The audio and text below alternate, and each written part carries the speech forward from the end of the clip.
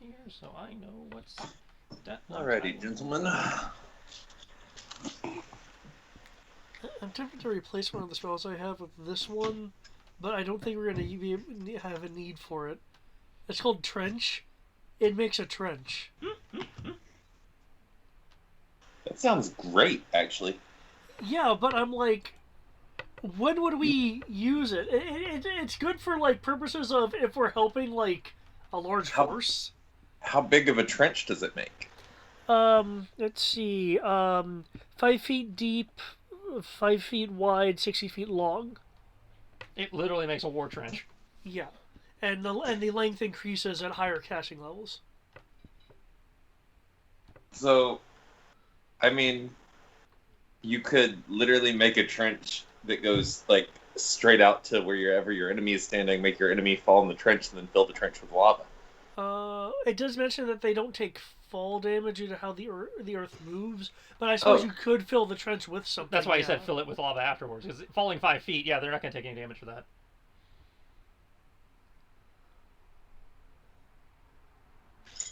And I suppose if causing the trench, if it's like on some sort of suspended platform, I suppose you would then make a gap. What was that? I suppose also if the earth is on some sort of suspended platform, you'd then make a gap. I don't know. Yeah. Oh, casting time 1 minute. So it's basically useful only in prepping for combat anyway. Yeah, pretty much is a war thing.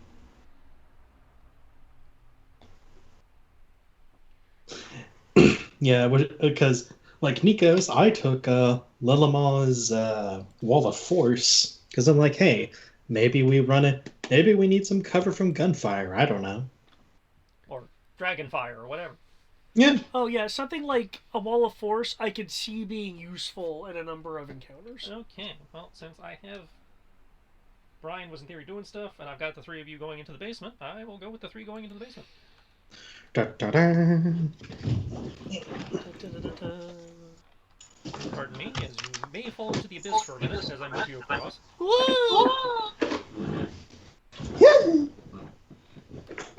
Do you guys have a particular marching order?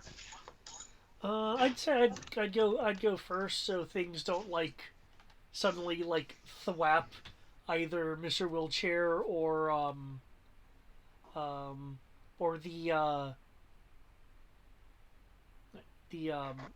Greg's character. I was trying to come up with like a name, but meh. Who's second? I figure Balan would go down in front of Gant. Wheelchair in the middle. Got it. Wow, that is special. What? Me rolling initiative. So, am I in the front? David said he wanted point. Matt said he wants the middle, so that puts you in the rear. Okay, never mind. Cool. Okay. Double checking. So, that's a shift click. Yeah, if you want to force us. Yeah. Oh. Not lock. We need Fargo's. As you are coming down the stairs, you will find this torchlit chamber was once a large cellar, but it has since been converted into what appears to be a set of living quarters. 10 crude beds stand along the south wall, each with a wooden locker at its foot. A long wooden trestle table, ringed by rickety stools, dominates the center of the room. Metal cutlery, cups, and dirty plates sit atop it. A cook stove is installed near the table, and evidence of recently cooked meals sits in pots atop it.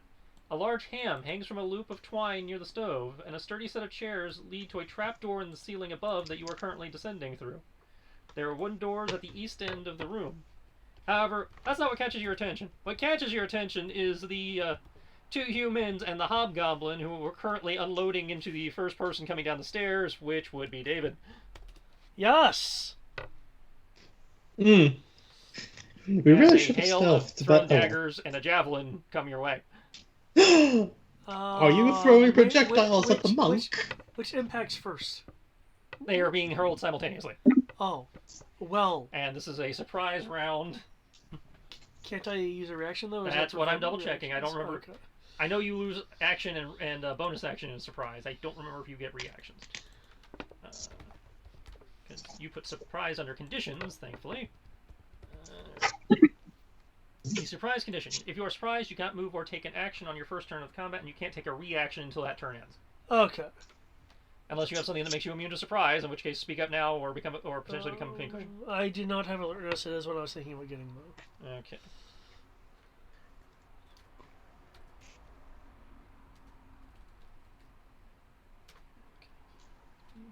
Six.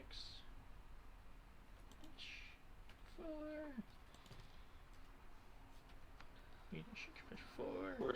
To be now on the Ah, curses. Roll20 takes 10 hours to get open, so I can actually see the map.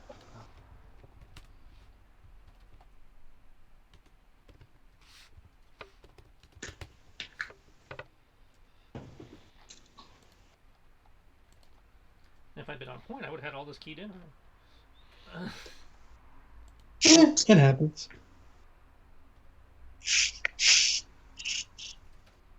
Unfortunately, bandits don't get sneak attack.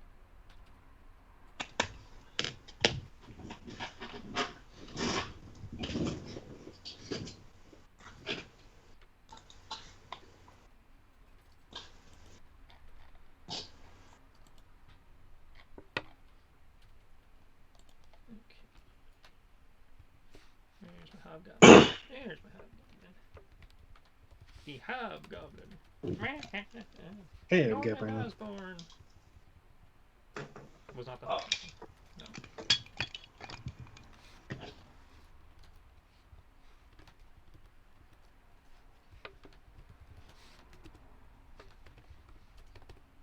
And he has once per turn.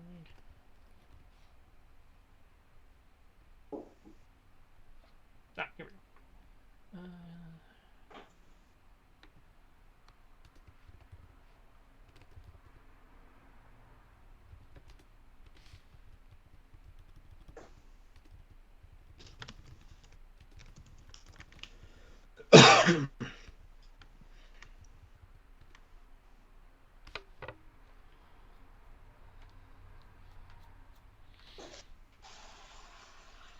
So then we can add D4. Because commander type.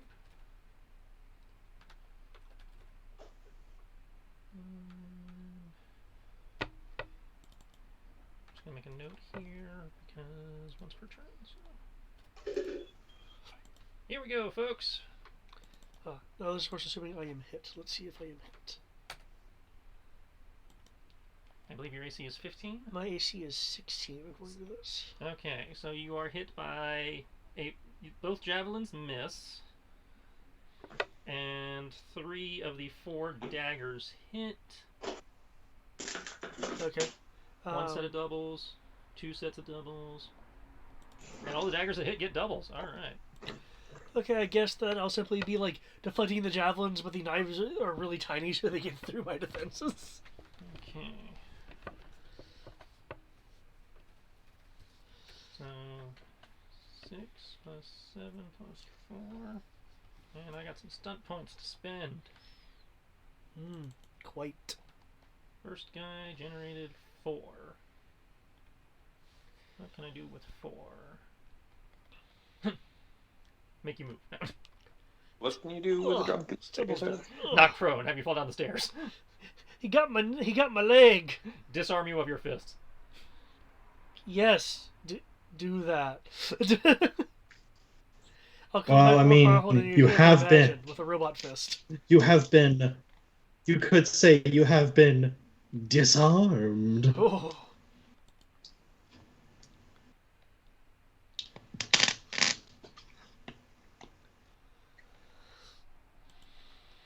Okay, the first guy is going to go for a dual strike. Next guy in line is Fargo. Does a 19 hit your AC, Fargo? I believe it does. I'm still trying to get open. Well, I've got your AC written down, so I will look myself. 19 most likely hits Fargo. Yeah, Fargo's AC is 15. Okay.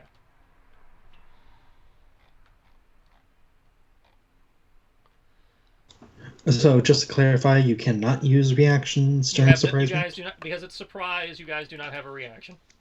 Okay, just making sure.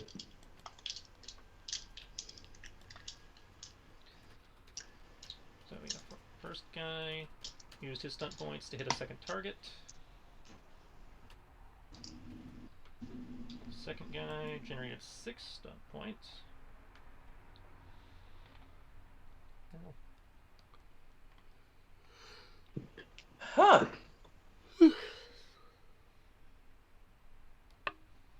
Oh, self.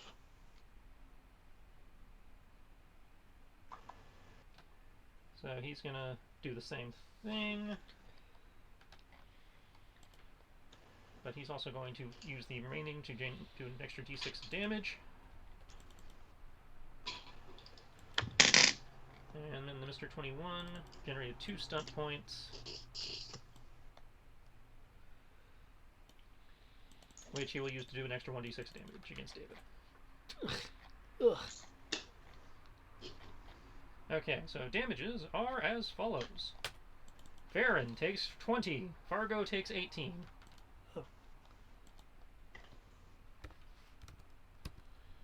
Ah, Are you actually in Matt, or do I need to mark that off for you? If you can mark that off for me again, it's Um, not loading the map.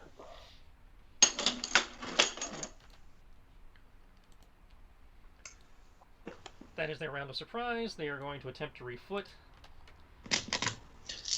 If everyone else would like to roll their initiative while they're doing that. 3d6, all right. 3d6 plus your initiative modifier, yep. I can do it twice. And if you roll doubles on it, then you get to use an initiative stunt. Nice. I say 3d6 and then immediately roll a d20. That I smart. That's much better. Ooh! I got stunt points. Well, feel free to look at the initiative stunts. I can get them open. Of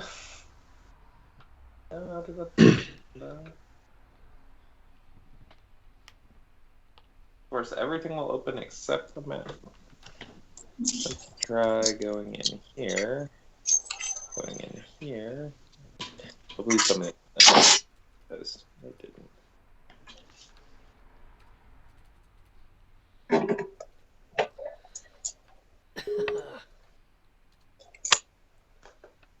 Okay, we're gonna try this.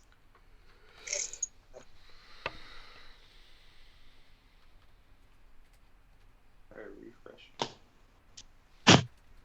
Marco. Oh shit, it's a Sarah. Hey, welcome. Yeah, you have a healer. Congrats. But the healer is currently away from her computer because she's attempting to start packing. Because, countdown and all that. Hey, you showed up. I get an extra hero point. I can't complain. Oh no. No. Brother, say what? I have a whole 2 hero points now. I rolled an 11, by the way, if you want to put in my initiative. I will do that in a moment. Sarah, I will need a decision from you. Okay. You guys have entered the supposedly haunted house, and in true Scooby-Doo fashion, you guys decided to split the party with one group checking out the basement and the other group going to check out upstairs. Would you like to go with Ash, Sierra, and Brian to check out the upstairs, or would you like to go with David, Matt, and Greg to check out the basement? I'm gonna go with my party of backstory that I need to start working on. So, basement? Your backstory is the one going upstairs. Upstairs. Wait, Sierra's going upstairs? I thought Sierra, was I going said down. Sierra and Brian are going upstairs. Ah, then yeah, I need to follow them. Okay. In which case, you can continue packing for the moment because I am dealing with the other group at this particular time. Sweet.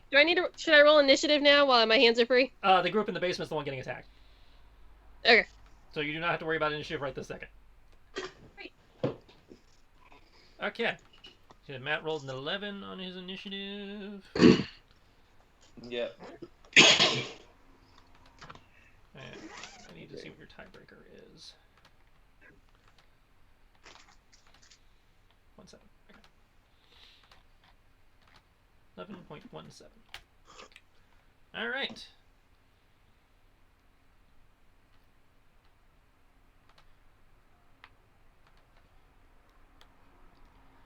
We will sort. Top of the round is Gant. Nice. You guys are no longer surprised. Pat it is, because it won't seem to on my... Right. Right. And you see two humanoid bandits, kind of grubby, dirty looking. Again, they would appear humanoid or something near human, and then one hobgoblin seems to be shouting orders at them. Based on your passive, what is your passive? Investigation 12. That is not enough to deduce anything. Oh, we sent all the people with the poor passive investigations into the basement. Awesome.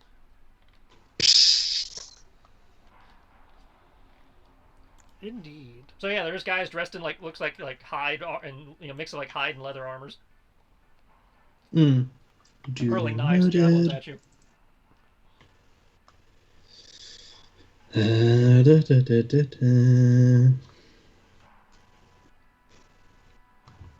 game feels so much less one-sided when you use actual AC. What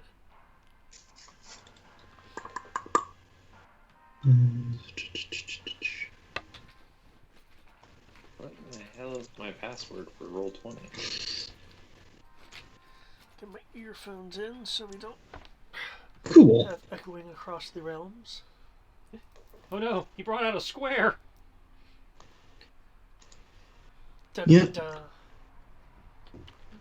Pardon me, I'm going to send this to the back so I can access my minis. Yep, of course. Casting Gant with a sword out behind everybody as it seemingly continues the shift that they can't see. He will start writing on top of the sword, writing in a language, and then kind of flick it over Fargo and Farron's heads at the bandits. Hypnotic Sphere. Okay. It is a wisdom throw. Wisdom save. And they do not have anything that I'm aware of to negate. They do not. So, go. Wisdom save.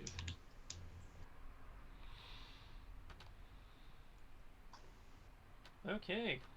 Commander is charmed or whatever. Oh, yeah, charmed. And bandit 1. Okay, all of the dudes are charmed. And Okay. there are no doubles for me to do anything about it. Yep. However, Mhm. I am going to blow one of my 2 hero points. Or, I'm sorry, 3 hero points based on whatever. Okay, so you guys gain 1 hero point to your side. Oh, I forgot to ask before I started this. Matt? Matt, yes. Since you did a summary last time, do you want a card or a extra hero point for the pool? I'll take a cod. Okay. All right. Where is the stuff for spellcasting? I'm trying to find the thing for how much mana it costs and all that. That is, it should be under the spell points handout, which is under house rules. Okay. Okay. My hero point allowed the commander to not be charmed. But the other 2 are still charmed. I'm dealing 1 card to Belland. There you go. Spellcasting stunt points. Okay. I don't see spell points. I see advanced spellcasting. Just making sure. Did I put under handouts? Yeah. Yeah, it's under handouts. I'm sorry. Okay. Just wanting to make sure I remove it properly. 3rd level. 3rd level should be 5, I believe. Yep. Okay. That is your action. Do you have a bonus?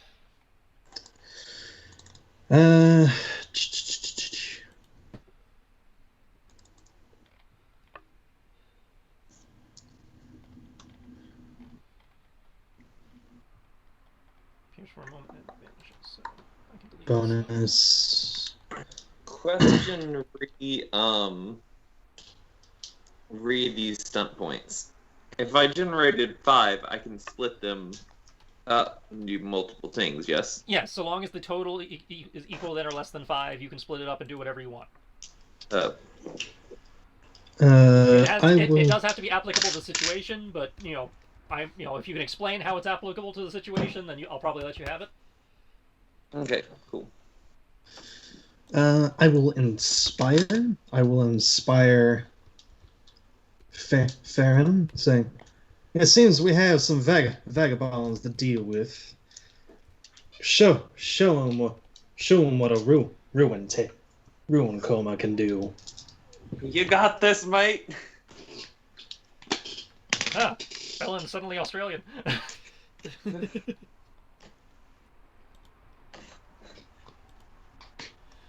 But yeah, that would be. The bond has a very proper British accent.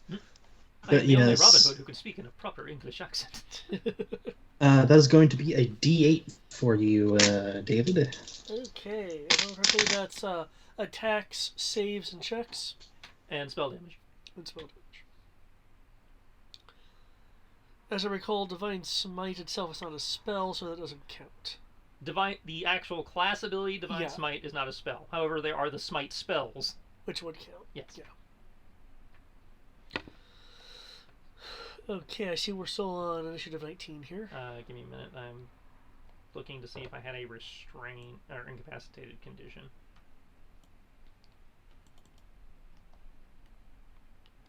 Does not look like I do. Okay. Well, Ooh. I know they're charmed, which means they're incapacitated in this instance. Alright, so next initiative is Farron. Okay. So much languages one of these days. Second question, read these stunt points. I can just announce my use of the stunt points at any point during initiative. If it is an initiative stunt, you have to announce that you're using it when you are rolling initiative. Oh. I'm very confused now. Because, how do I know if I'm going to need to do a stand-in until I know if someone's getting shot at? You roll it, and you declare that this is the one I would like to use when it comes up. You plan ahead. Okay. Well, then let me go ahead and declare these real fast. Yeah, it's like declare them. I'm going to do 3 points to last second roll, and then 2 points to evasive action. Okay, where is my... No, that's your point. So... These are initiative, you said. Last second roll, you move like water, causing an attack to only nick for the round. Reduce all damage taken by armor plus 1 per stunt point. Okay. So you will reduce the damage taken by 3 at this point. Okay. And then I gain 2 AC against the first attack made against me. Okay. Okay. From what I can tell, just from a glance, is this? Does this hostility appear to be out of desperation, or just kind of fuck you, die?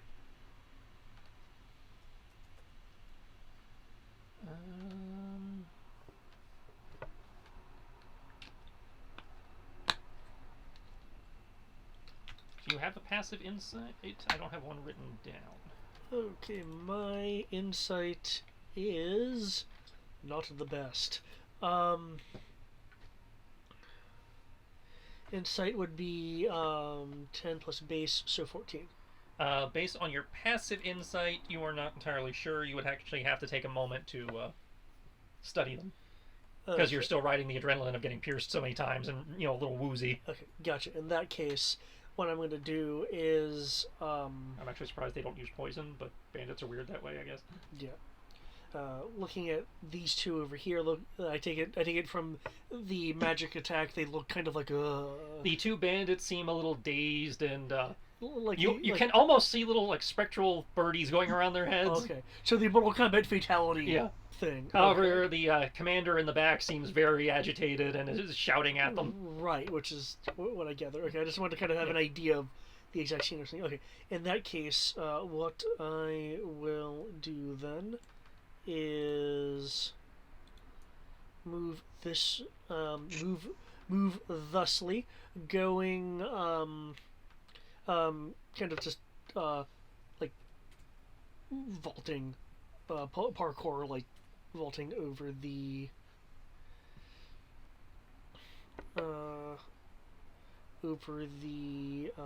table here.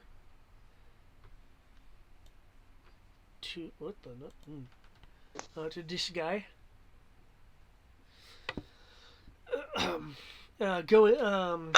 Going in, I'm going to go for a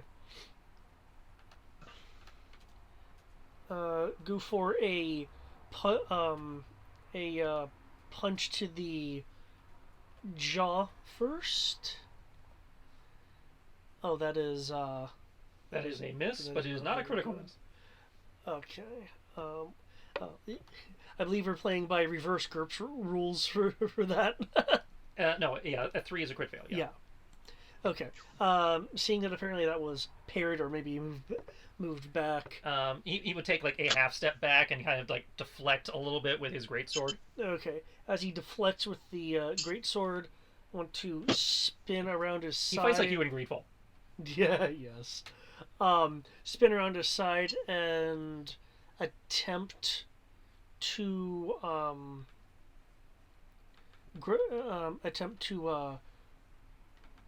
grapple one of his arms. I believe that's still an unarmed check that would then go into You are contest. using one of your attacks to make a grapple attack. Yeah. As I understand how the grappling rules are, you substitute your attack roll for the skill check. Okay.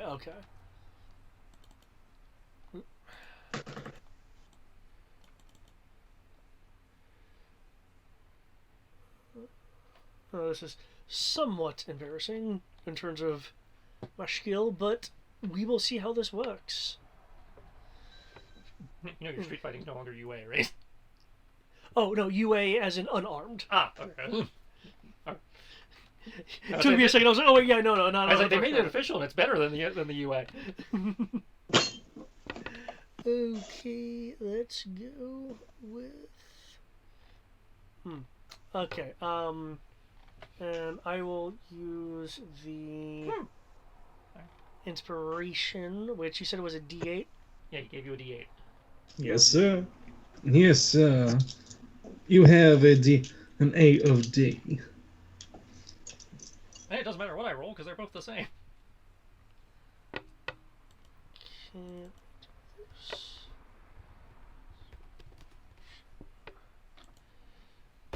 8. Okay, this should get counted in. Oh, Holy well, shit! I didn't need. And you got doubles. So I'm gonna roll, and I'm probably not gonna top that, but I did not top that. Okay. So you have grappled him.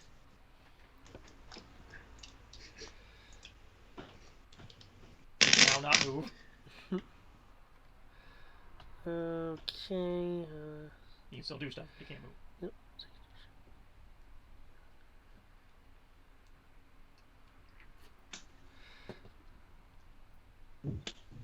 Okay.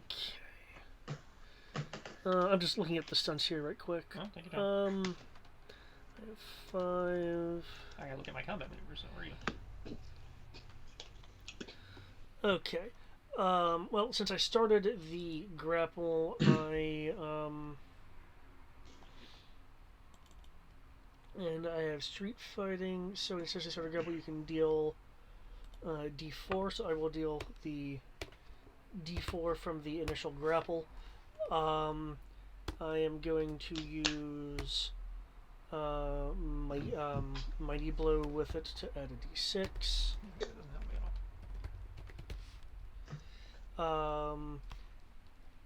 as essentially what's going on is this,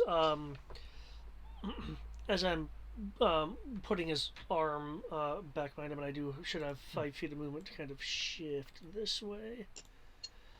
Gonna go with a just kind of it being a bit strong-armed to cause damage, and then So he takes 5. and then going to use one of my key points to go in. I'm not going to keep it. Okay, I still have 3 left, so I'm going to do 3 for a lightning attack, which lets me make an additional attack, which is going to be a kidney jab,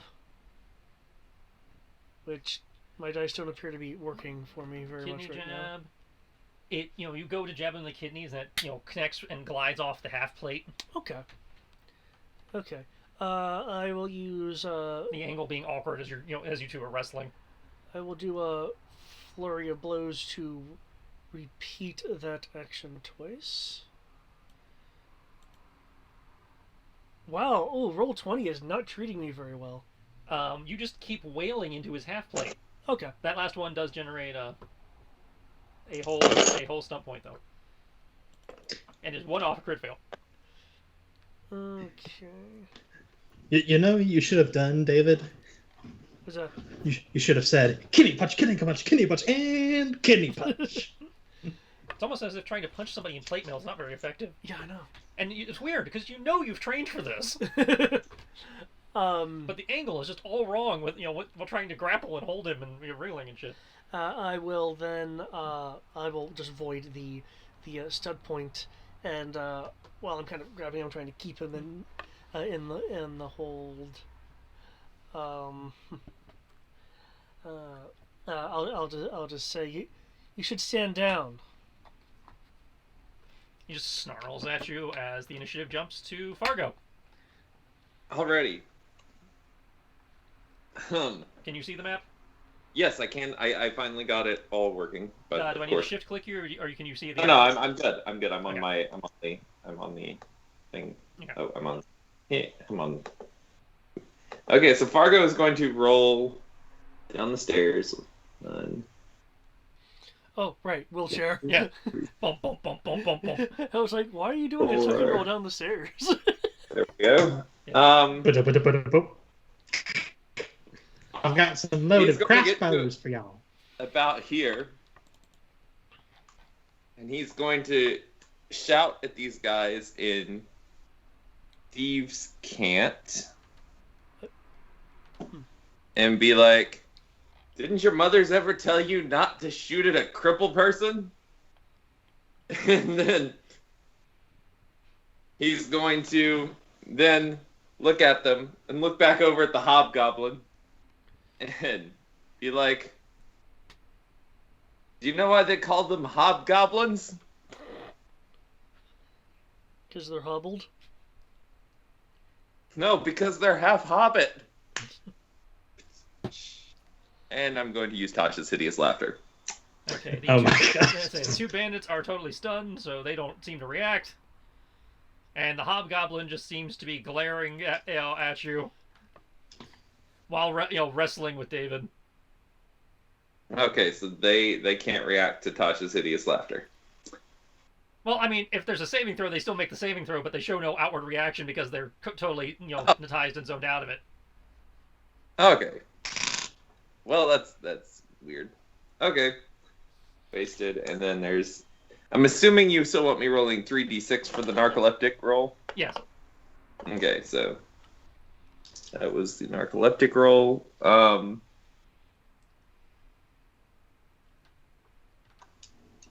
He's glaring at me. I like how he called him on the part hobbit when he's standing about 6 feet tall.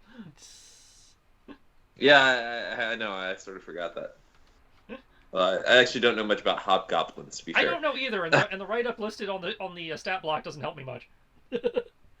They're goblinoids. They're evil, okay? Haven't you seen Goblin Slayer? They're not orcs, I swear. Okay. Or goblins. Yeah, they're arguably better than them. At least hobgoblins are lawful evil, implying there are rules and a culture there. It's not total chaos and I anarchy. mean, you sure it's just not David Bowie? So, First off, David Bowie would never.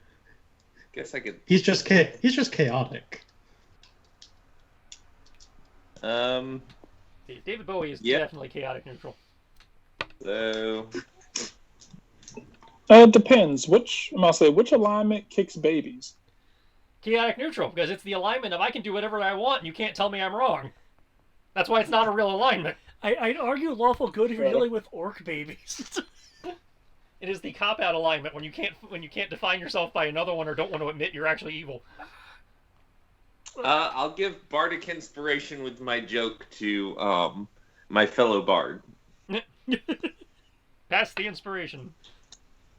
Going One down the D8. line. One Alright. D8. Can you click the thing for hideous laughter so I know what and who's having to make the save? We'll say the one in the middle. Okay, so the bandit captain in the middle. Get it. Is there a dice? There's a dice roll, isn't there? I have to make a saving throw, but I need to know what the saving throw is. It's wisdom, I believe. That's why I was saying Must if you can just click on on a hideous wisdom laughter saving on your throw. sheet, it should put it up for me. Well, I have my spells on my spell app, so I don't have. I'm not looking at Hold it on. on moment. Tasha. I got it. There. Boom. Thank you. Alright, so I have to make a DC 15 wisdom. You guys actually have wisdom, though not much. Okay, he has failed his wisdom save, meaning he has fallen, he falls prone and become incapacitated. He was already incapacitated, so this did nothing, except made him fall over. Well, specifically, it was charmed. It's that. It said he Charmed was is that- charmed, and as long as he was charmed, he was incapacitated. Oh, never mind. So I have traded charmed incapacitation for prone incapacitation. Well, Better. Ooh, did somebody say a prawn? Yep. you can have your sword back.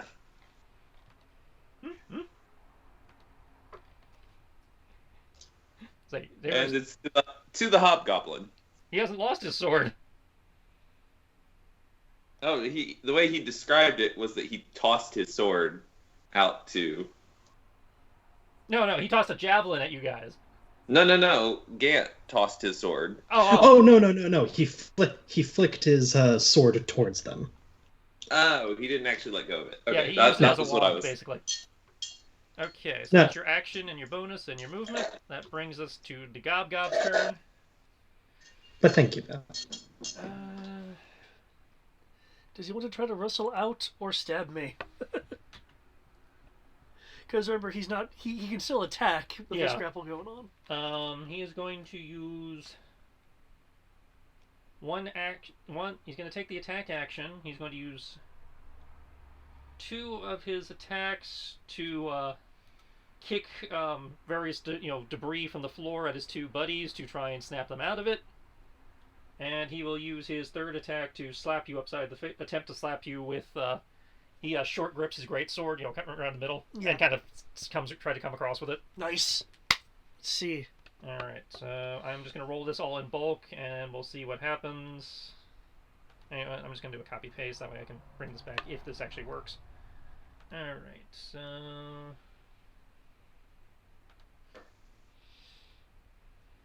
Bandit is making save.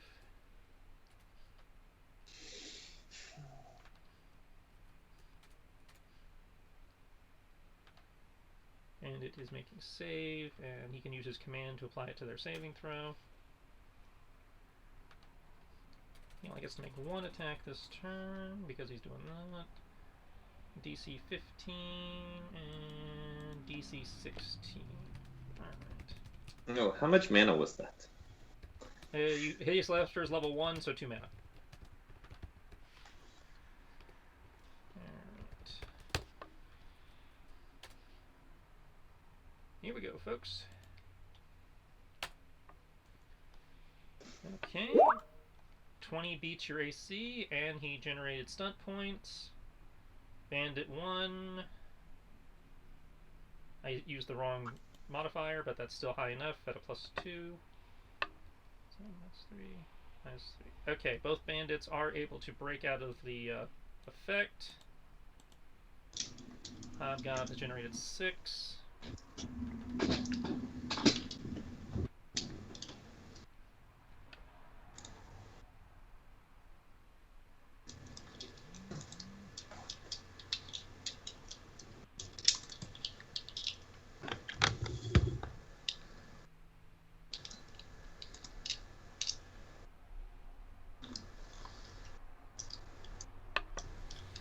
I'm looking at initiative because I'm an idiot.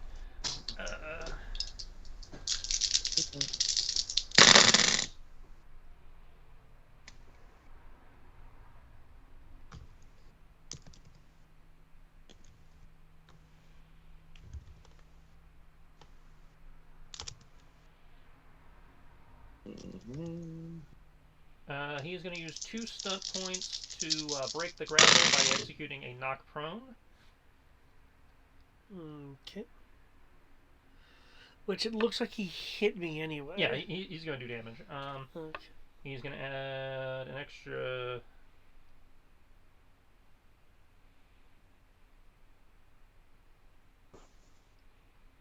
He's going to add an extra d6 to that for a total of 4 stunt points.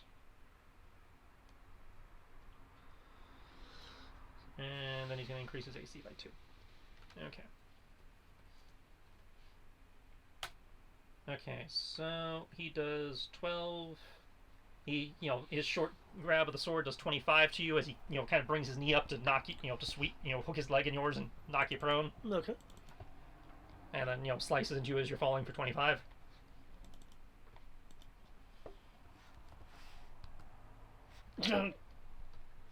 He is then going to take his movement. He is not disengaging, so despite being prone, you do get your attack of opportunity.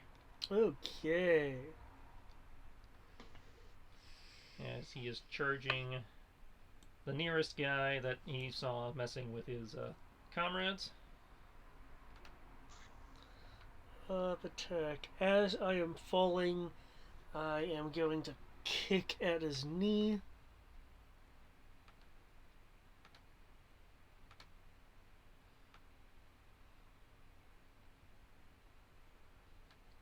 He's no longer charmed. He's still prone. Oh. Forgot to do that. 8, with the stunt points he blew to increase his AC, 18 is not enough. He's just slightly too fast and gets out of reach. Oh, actually, I do get 4 stunt points. 4, 4, 6.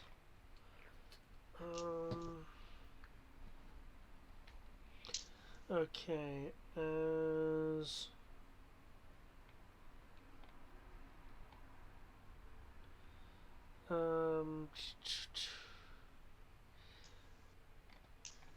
as he is moving across, and pretty clearly I've missed him, I want to reach out, tugging on the bedroll that he's running across to knock him prone.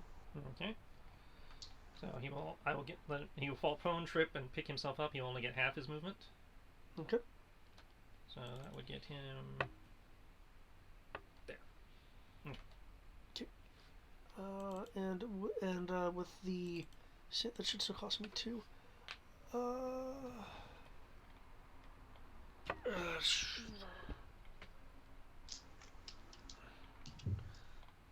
Okay.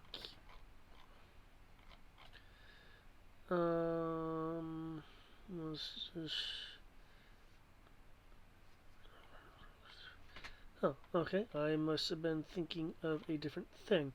I thought there was a setup to allow. There is setup in there somewhere. I remember seeing it. Setup is 3. Okay, I no longer have enough to do that. Okay. When he idle with the second 2 stunt points, could I roll? Could I inflict disarm from the idea of like when he fell? His weapon wood scattering? Yeah, sure. Yeah. You and your opponent roll as if I attempted to disarm reverse, so there's still a check in here. Okay. which disarm is what's that for him? Disarm is athletics or acrobatics again. Okay. Oh.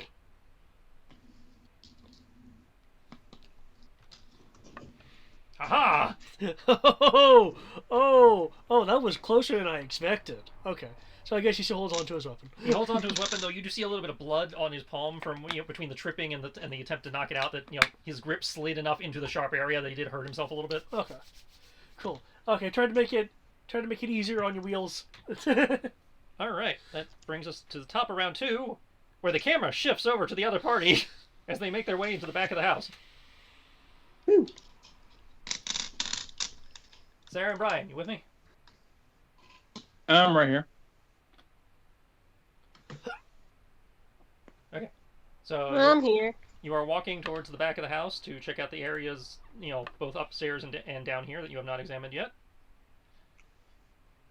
So you are I'm heading. not on roll 20, but I'm here. You're heading back this direction.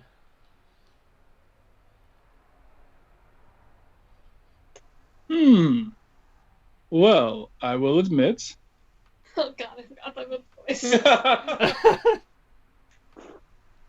I am quite creeped out right now. Good! Me too! I think you should get a change of voice. I have no clue what you're talking about. Hmm. Really? Because Shatner.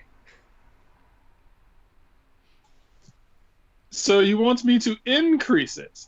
Hmm. There's a kink from but the I'll back agree. as you hear Well, Ash face Mr. fall. I'm about to say, well, Mr. Cleanup. Mr. Cleanup Man.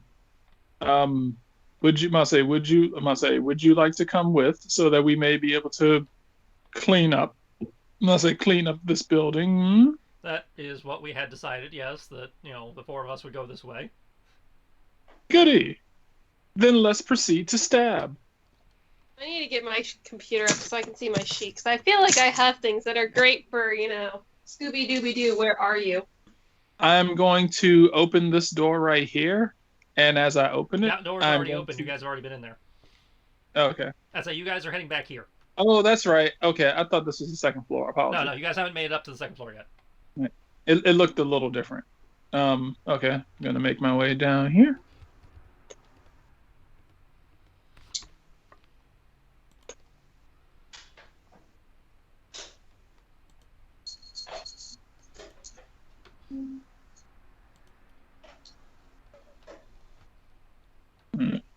Gonna be making my way through here, I'm making my way and I'm going to start making my way upstairs. My pog will follow him. Okay.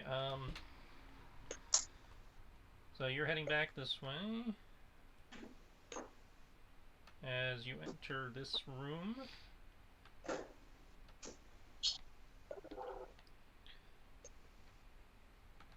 The first room you enter appears to be a kitchen. It is dirty and damp, with patches of gray mold and cobwebs on the floor, walls, and ceilings. In the southwest corner, some sort of iron cooking equipment with a chimney above it. Next to it, under the Oh, window... wait a sec. This is the way that. Oh, this isn't the way up to the This isn't the way upstairs. It is... There's stairs there in the back. I would say, yeah, there's stairs in the back. Yeah, there are stairs right here too. Yes, but you guys have not explored the back of the house, and the stairs in the front, were kind of damaged. Oh, okay, apologies. Then this is not the way I meant to go. So we are not examining the back of the house. I mean, we're already here. We might as well. Mouse, I guess. Yeah, we're already here. Fuck it, might as well. That's it. You have the shoddy stairs in the front, or the okay-looking stairs in the back. Well, I already examined the okay stairs in the back. I know they're good. Nobody's been in the kitchen yet. Where's the kitchen? North or south? You're standing in it. Okay. Yeah, no, then I have not. I must have not checked this. Yes, that's why I was reading off, and then you were like, "Wait, I went the wrong way." I'm sorry.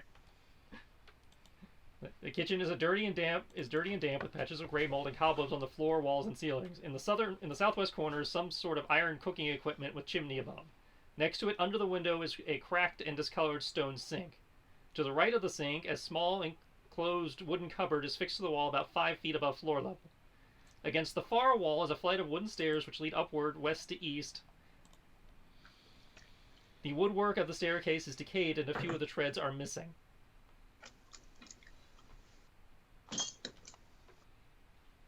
Okay. I am going to go ahead and do like I've done in every other room and search this room. Okay. I will use my floating ability and search the high places. Okay, feel free to roll either perception or investigation. If I can get my sheet up, gladly. Roll 20, stop, floating so I can do stuff.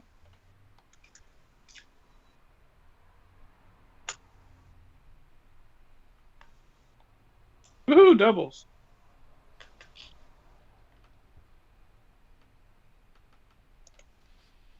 Doesn't exactly help this, but there.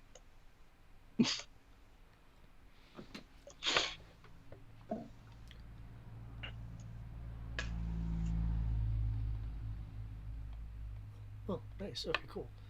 I will have no problem doing that then. Alright, just waiting on Sarah's. I'm trying. I don't know which is the higher of the two to tell you just do it, but I can't even. I'm still waiting for roll 20 to load. One moment, I can look at that for you. While we wait for your roll 20 to roll 20. Because I remember which faction you were under. There we are. Knowing, our luck, they're both the same. Okay, perception is 3d6 plus 7, investigation is plus 0, so... Plus 7 is... Yep, 3d6 plus 7. Your connection's been interrupted. Really, roll 20? Yeah, that was the issue I was having when I was trying to get in. How to do this? Guess I'm getting... Okay.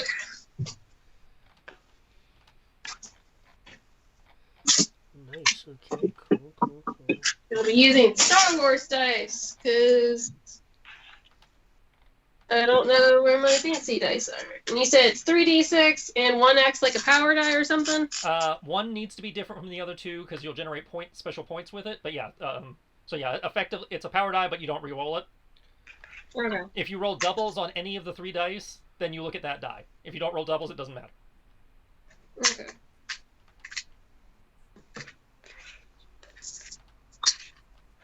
Aww. 13. Okay. Plus 7. So, dirty 20. Yes.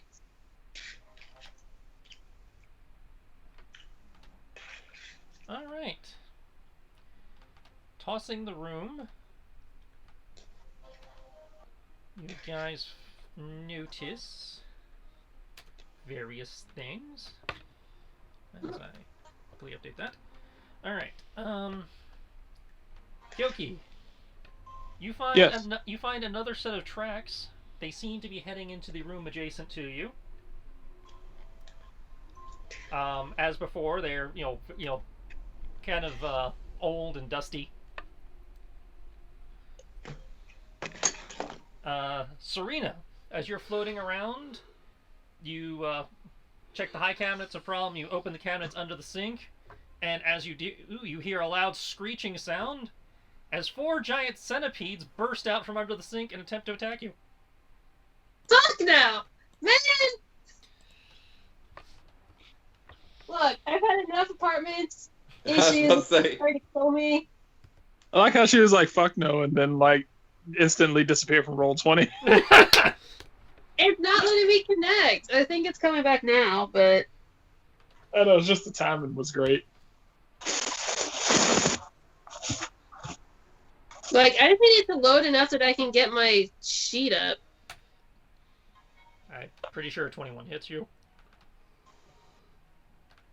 Am I under Draken? Nope, that's fine. There I am. Hey, you're under Silken. Serena... I actually didn't have Serena's stuff written down yet. Okay, I need to update that at some point. I have everybody else on my control sheet but you.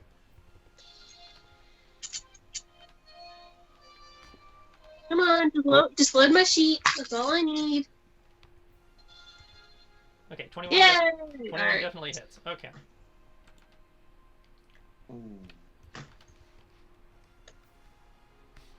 So, plus 1d for each one.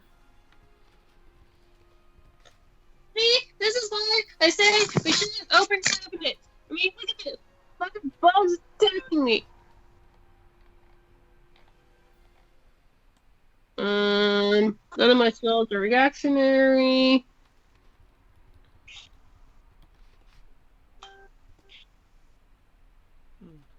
Oh, yeah, that didn't work. Alright. Okay, we don't roll that yet. And they generated 4 stunt points that they will use. That makes no sense. Sure, they'll seize the initiative. Why not? Okay. So, assuming your shit is working, you will take 11 piercing damage, and I need a Constitution save.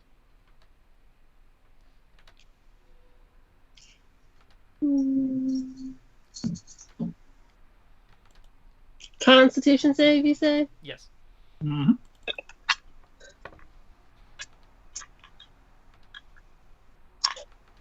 Oh, damn, centipedes are fast. So that's 6, 9, 11. That is exactly what you needed. You are not poisoned. Yay! Alright. That's right. Initiative. That's it. I will need initiatives from folks. Yeah. It was already. That's exactly the point. 2.15? What? That's the, in case of a tie, the 1-5 matters. Okay. Doubles! There are special initiative stunts that you can look at on the stunt handout. 12, 13, 14, 15, 16, 17.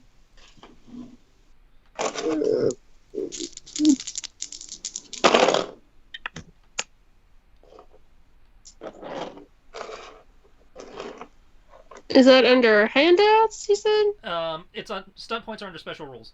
I mean, house rules. Oh.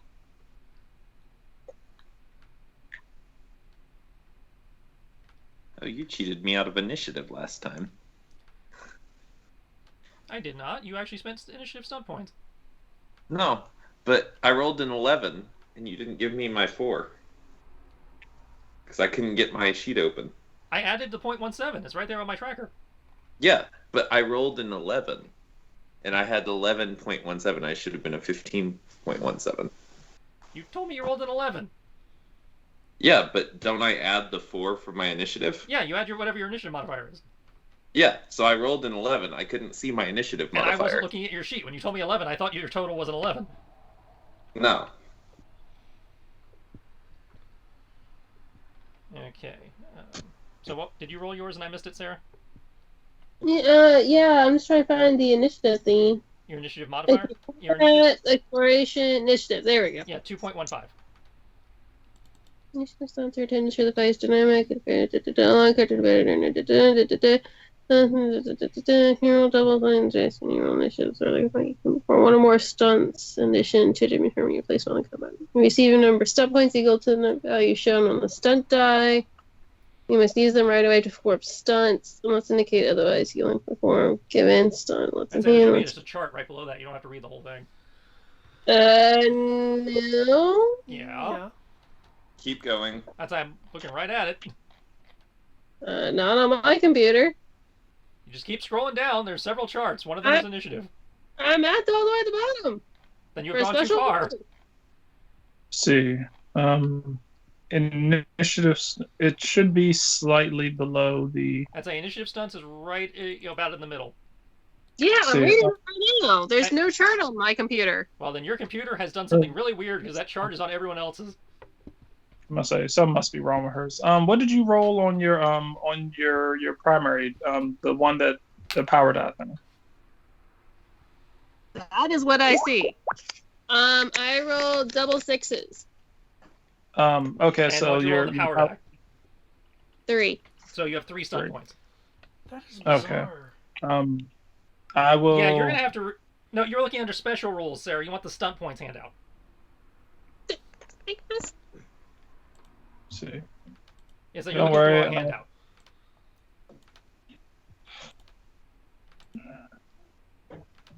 So you want this one. I see. So, You said under special. never mind. That doesn't translate. I was trying to copy and paste it into. Yeah, I got it. I got it. that's I popped it up for her. Oh Okay. no, I have it. When you said under special rules, my brain interpreted that as under the special rules tab, not directly Okay. underneath.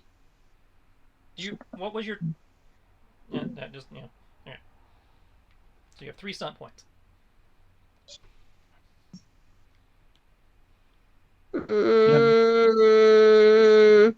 I'm gonna go with last second roll. Okay, so you get to so you have 3 DR for the round. Nice. What was your total initiative?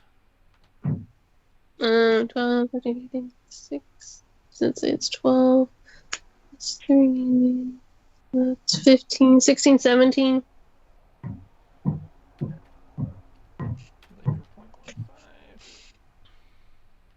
17. Okay.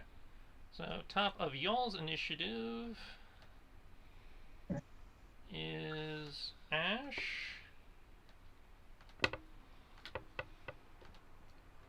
He will. Let's see. What has he got up his sleeve? This is good. We finally get to see what he can do.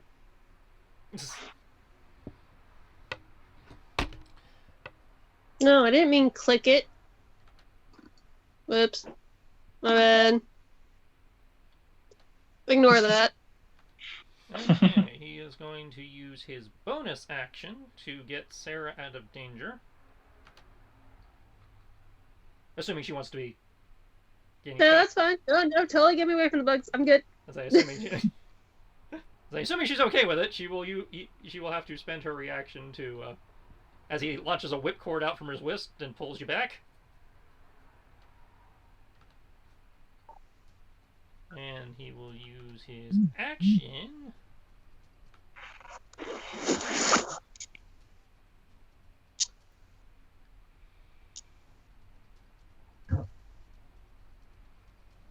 What do we got? We got stuff. Oh, no, do not set to advantage. Come on. There we go. And, sure. Why not?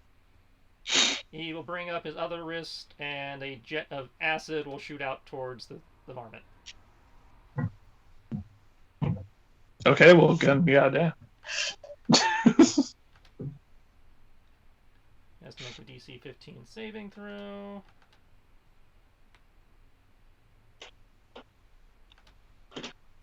Which it fails. Takes big 15 damage. No, 7 plus 5 is 12 damage. So 3 of the centipedes die in boiling, acidy agony. That sounds terrifying. Tristan doesn't believe in flamethrowers, but acid throwers are okay.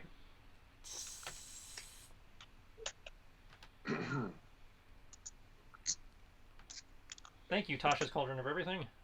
Alright, that's Ash's turn. That brings us to Kyoki. Okay. Cool. We can add Orkin Man to his resume. Let's see. I must say, does fear apply to these things as well? You don't know anything about them without making me a skill check, so you don't know if they can be feared or not. No, I'm saying I was frightened by something. You said I was under the effects of like fear or something. Oh no, that was from the booming voice thing. Yeah, I was like, is this the source? Disadvantage on all ability checks for 1 hour, and so it's all ability checks. So that would apply here if you're making a skill check, not an attack. Though attacks are not ability checks. Okay, cool. All right then. I'm gonna run over. It was like, oh, pest. This, I must say, this should be fun because you look like something that I do not feel like dealing with right now.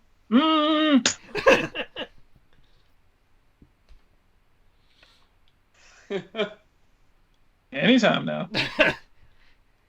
As everything goes into slow motion as he tries to stab it. Okay. Emphatic. 29 definitely Oh hits, my and you goodness generated gracious. maximum stunt points. Damn, nice. Okay. Maximum murder Jesus was Christ. maximum murder was not on the list of things to do.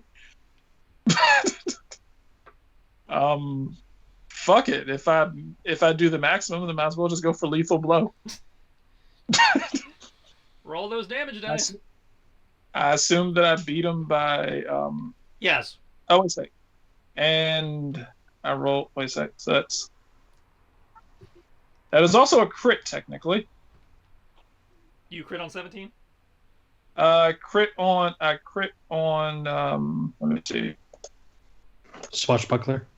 I wouldn't Yeah, be surprised yeah. if you crit on 17, but I can't remember what it was. Let's see. Hold up. It's I think it's Swashbuckler because it's 17 and 18. there's the swashbuckler feat, but some classes also do it. Mhm. yeah, there was something that I had here that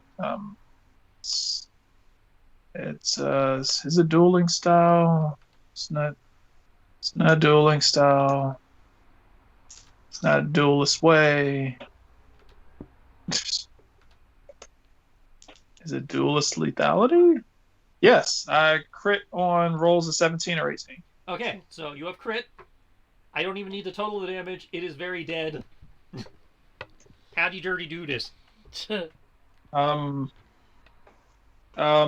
going to first episode Inuyasha this. As can't exactly get to good Tensho because it's a super itty bitty sword. So mini hit him with a mini Getsuga Tensho. Like, nyeh. So you lunge out, the blade, seemingly, being, reaching further than it really should and piercing deeper than it really should, cleaving the remaining giant centipede in twain as it falls down on the floor, the remaining acid dissolving what's left of the body. You flick your wakizashi to get the acid off and put it away like, yeah.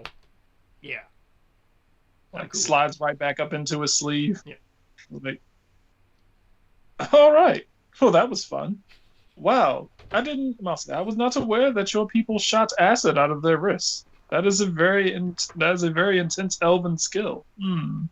He taps the vambrace on his armor. It's like, yeah, that's not elven. That's how'd you put it, junk man?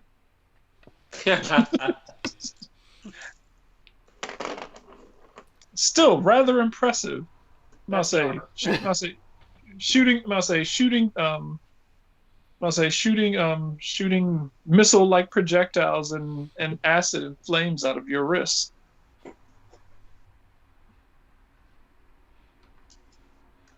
You are a man of many tricks underneath that cloak.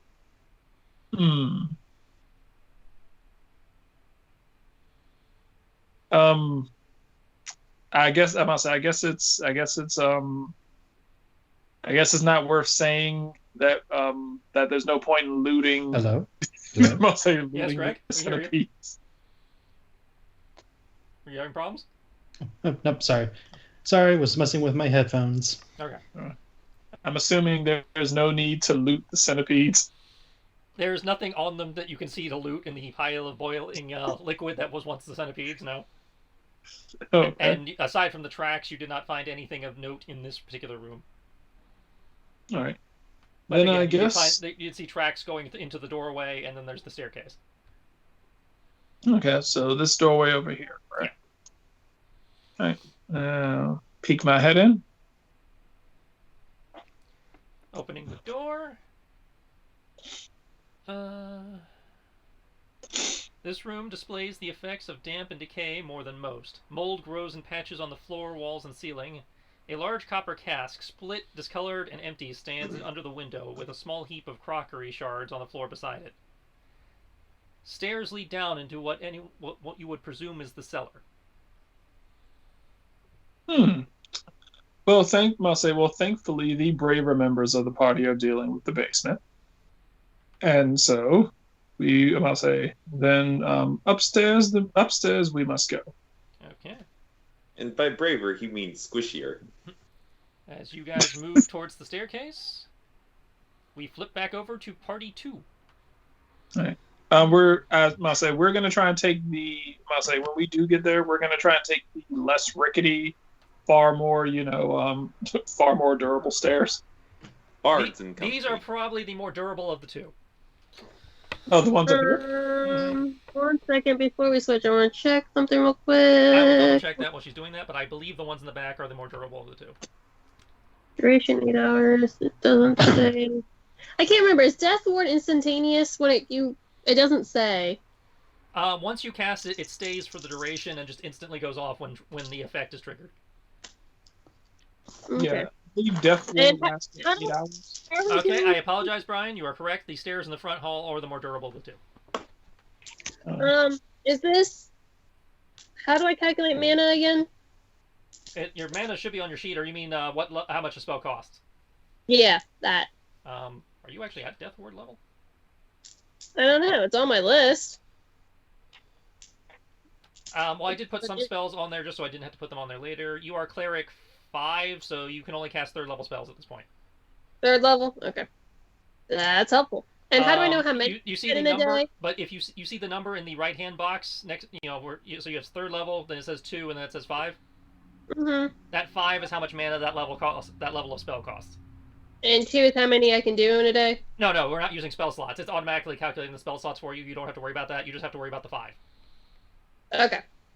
I say that second number is how much mana each level of spell costs. Okay. Okay. Okay, so top of the round, back in the basement, would be Gant. Yep. Doing some final checks through before I do a thing. Junior Chain Paid is dead.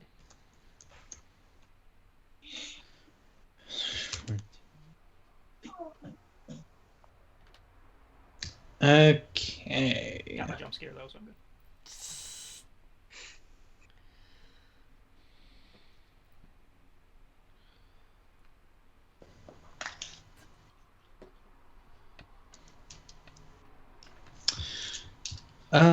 Trying to remember.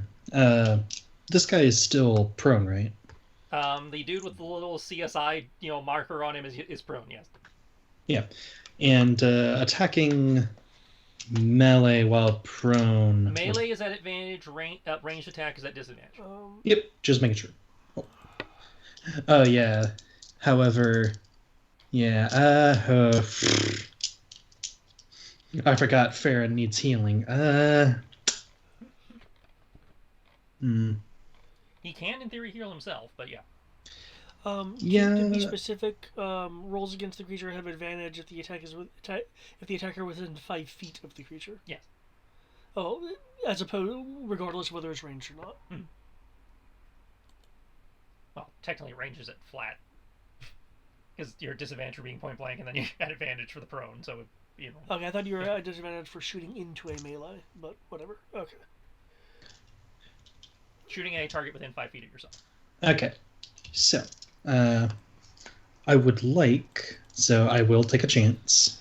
Take a chance. So, yeah, this will take my move and all that. So, yeah, and I could stow that. Okay, yeah. I would like to... Are there, covers on these tables?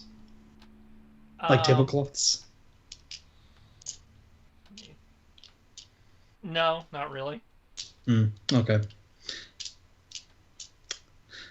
Because I was going to try to acrobatics my way to jump from here, slide to the other table, and then try to get to him. You could totally Actually, do I that. could still make that, because... If you have the movement and the jump distance, you could totally do that, even without the tablecloth.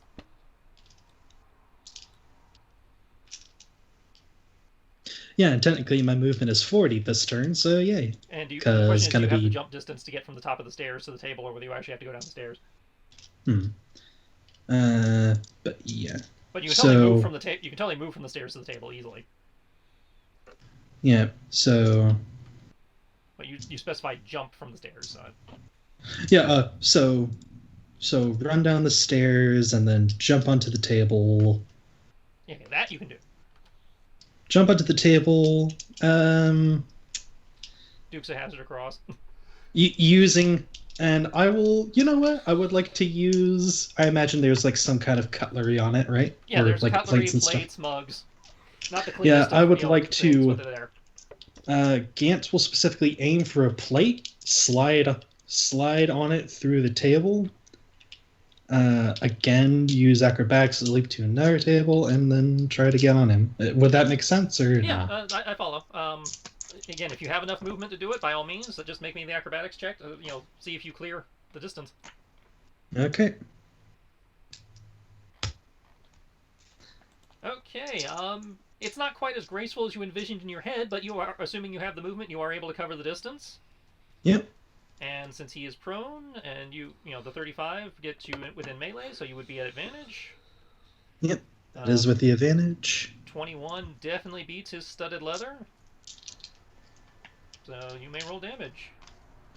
Cool. Let's see.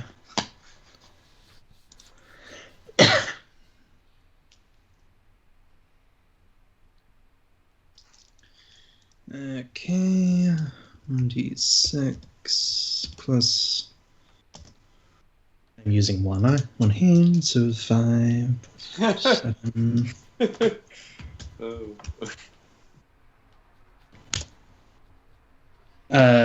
The d4 is lightning. Okay. So total of 11 damage. And Grunts As a a little bon- as he spasms from the lightning.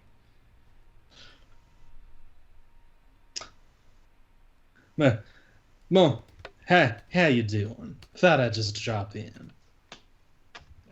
I would like to spend a sorcery point to cast Quickened. Wait, no, I can't. That's right. Cure Wounds isn't Yeah, it's a cure wounds to touch. curses. You want healing word for range. And don't forget your bardic inspiration. Oh yeah. Actually, I just now thought of that. Hey Triss, can I technically use Fargo's inspiration to do these slashing, flourish, and all that stuff, or no? Or No, does it that has to specifically come have to from buy? your. You know what? As written, it has to come from your inspiration, but to encourage teamwork, yeah, I would let you use any inspiration to power that, so long as you have an inspiration die. Okay, fair enough. Thank you. Because I was just going to be like, oh wait, it does say my inspiration, but it's like, huh. I was like, yeah, that seems teamworky enough for me. That yeah, as long as it's an inspiration die, you can use it. I will use the inspiration die for defensive flourish. Okay, which I believe increases your AC. Mm-hmm. Okay. By then, and it deals the amount of damage as well. So an additional 7, and my AC goes up by 7. Okay, as you stick your blade in him and stab him in the ground, and then start doing that like kung flu twirl thing in front of you, in an effort to throw off any counterattack. That it? Yep. Would start clapping and be like, "Gorgeous, mate." No, Baron. Remember, you're good. still prone. Yep. I forgot to mark Cool. that, but you're getting up anyway. Picking So. myself Gold. up. Bravo. I Picking yourself will- up or kipping up? Yeah, I'll kip up, go Use those abs. into go into a run and launch myself into a flying kick. You've got to throw your sword first. Oh, I get Oh. 1 stunt point. You get 1 stunt point, however, that is a whiff. Okay. So as you're flying at him, he looks back over his shoulder, kind of ducks down a little bit, so your leg goes over him Okay. as you land. Good thing you mapped for this, right? Okay. Landing, I'll go into a into a sweeping kick in an attempt to trip him. Sweep the leg, Johnny. And trip. I don't know if that immediately goes into. I don't usually trip people. I believe trip is another like. You just may remember I had another attack, but oh well. I'm so used to only having one attack. Trust me. It's a shove. Trip is part of shove. Okay. So you make an athletics check, and he makes an athletics or acrobatics. Okay.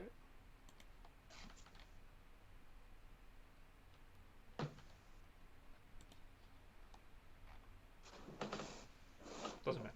So. Abs.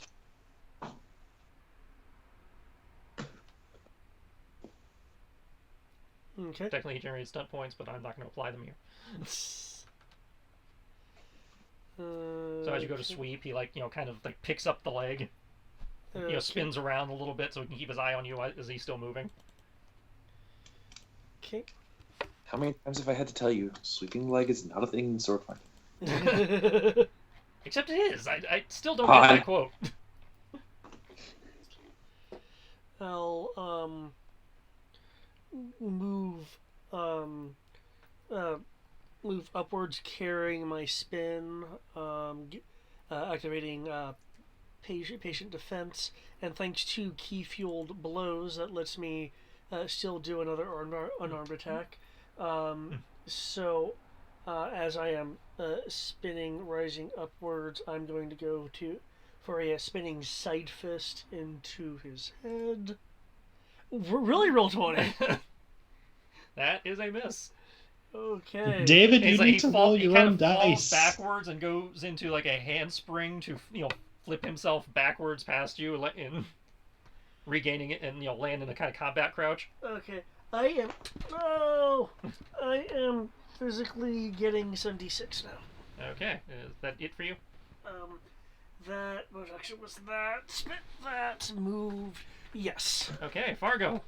You got this hobgoblin who's trying to charge you, but Farron's keeping him off. Seemingly slowing him down. Gant just Dukes of Hazzard his way across the room to take on the prone guy. So, real quick question: getting out my crossbow, is that an action of any kind? That would count as your one free item interaction to set your leg and fire. Cool. I'm going to at this point look over at the hobgoblin and be like, I did try to warn you not to attack the guy in the wheelchair. And then with that, he's going to click the button that causes his legs to spring up into the repeating crossbow. And I am going to use my bonus action to aim. Okay.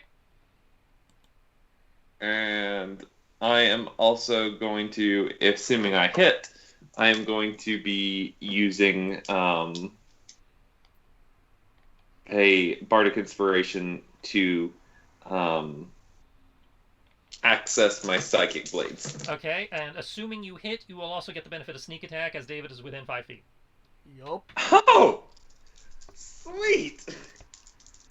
Keeping him occupied. Okay.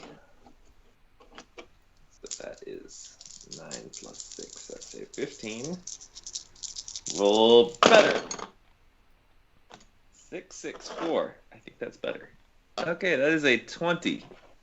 20 is enough to beat his half plate, so you do connect. And I heard 6, 6, 4, so it sounds like doubles are in there.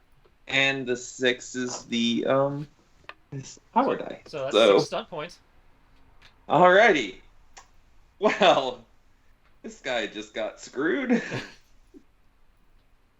Let's see here.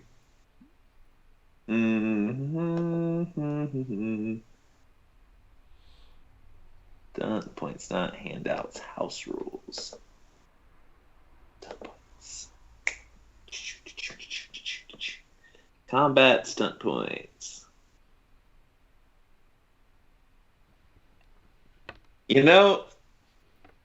Why not? We'll go ahead and do a lethal blow. Yeah, it's 2d6. His mighty blow is 1d6. Yeah. Yep. So that's a total of 76 additional dice that I'm rolling. That In damage? sounds right. Okay, cool.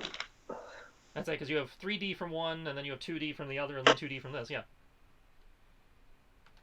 Now, the 2d6 are going to be this from lethal blow. They're going to be the same as my actual attack. Yes. Yeah, it's just the normal. Yeah, Psychic Blaze is 3d6, Sneak Attack is 2d6, so yeah, plus 7d6.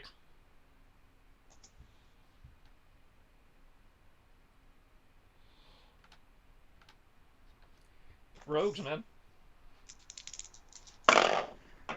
This is how they do their damage. Yep.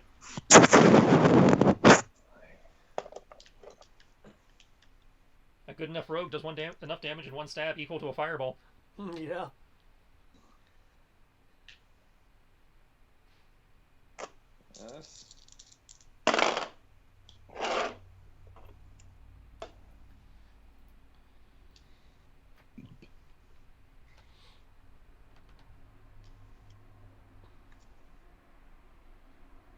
So all of that damage is piercing, yes? Yeah, all your damages, with the exception of the psychic, obviously, it's all piercing.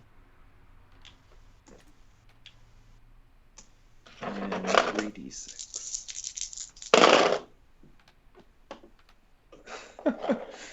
Well.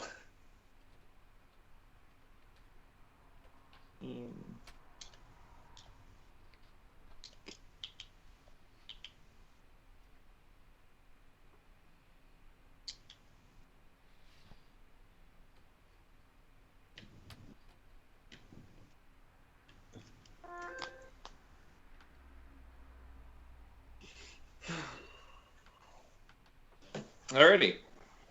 So 29 piercing, 15 psychic. Okay.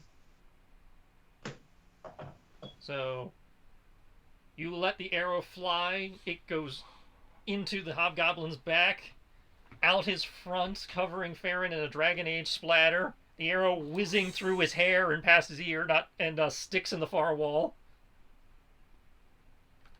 Whoa. He did. Jeez. Baron, could you be a dear and go get that for me, please? I'm going to need that back. Which means they lose their commander bonus. Sure.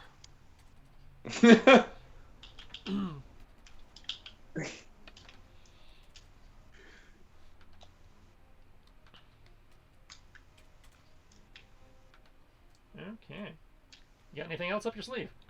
Or pants? I'm not wearing pants. Clearly. Your legs are. Use my bonus action to aim. I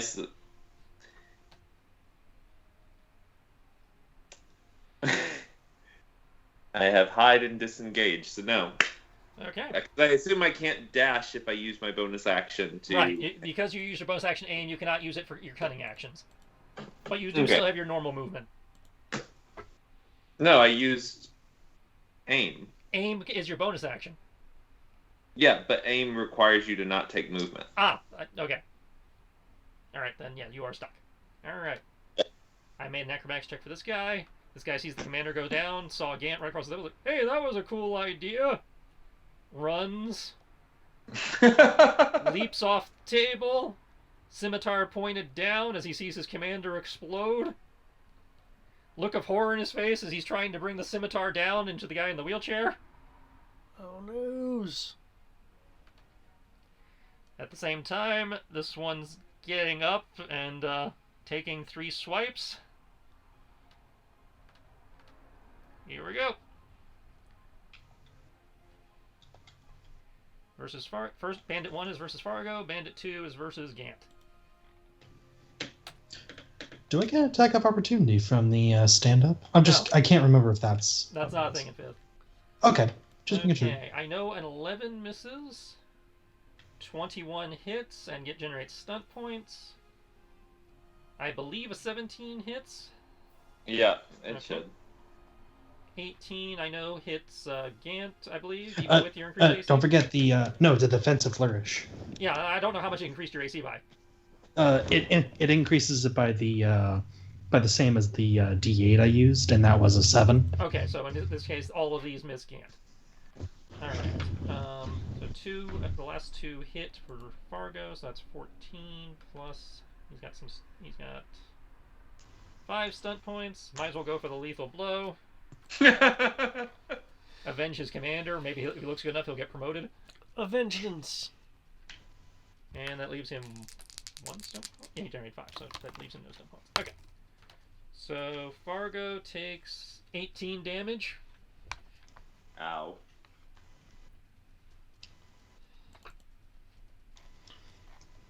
Are you able to subtract that? Okay, you got it. Alright, cool. And as you're reeling from that, we bounce back over to the scene going up the stairs. Ryan said he wanted to do it via the front, so I will move you guys over to where the front stairs would come up. All right. Do you have a particular marching order? I guess I'll go first. Sarah, you have a preference?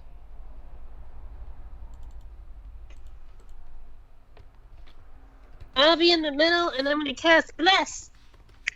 Just be aware, Bless only lasts a minute. Oh, that's a minute? Yep. Damn it. Ugh, I forgot how to cleric. Hold on. We can wait. Okay, you have made your way up the stairs. Mm-hmm. You see hallway. And the balcony overlooking the foyer. The Okay. I foyer. don't know what it is. I don't know what it is about this map where scrolling up and scrolling down. This does not want to work. Tristan, I can't remember. Did I have armor? I don't think so. I believe you had leather. Believe you had leather. Let me look at your sheet. Hmm. 'Cause I'm pretty sure we got you studded leather. I thought so too, but I just wanted to make sure, because otherwise I was going to cast Mage Armor while we're walking around. We did not, because mage armor was better for you. Okay, then I will cast Mage Armor while Okay. we're walking. Because that's up to 8 hours. Yep. All right. I am going to take 1 step forward. I'm gonna look around and be like, Let me see. which let me see if they have a note on the top of the stairs that I need to be aware of.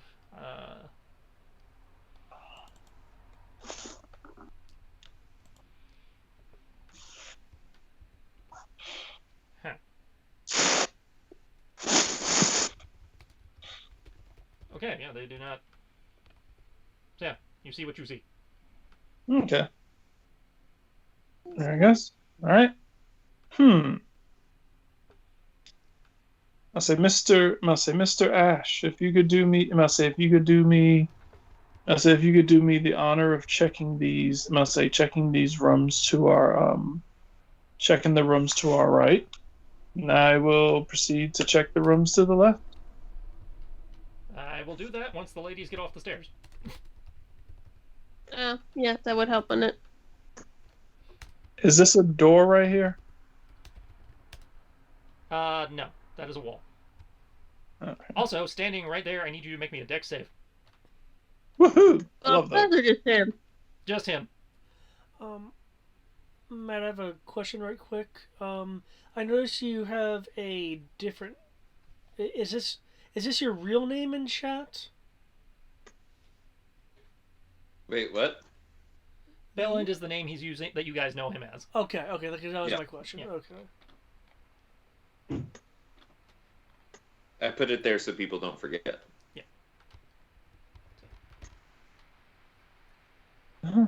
Need that dex save from Kyoki. That's not good. Let's see. Dex save. Turtle come out. My dex is...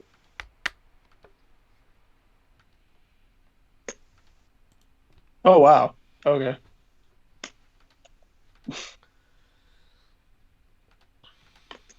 Come on.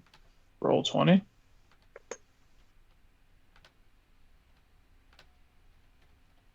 Wow. All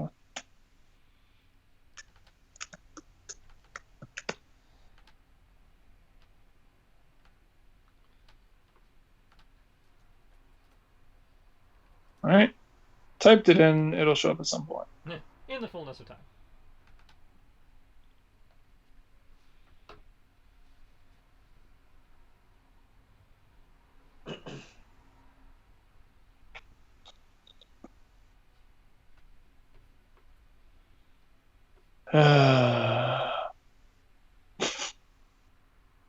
It's fucking ridiculous.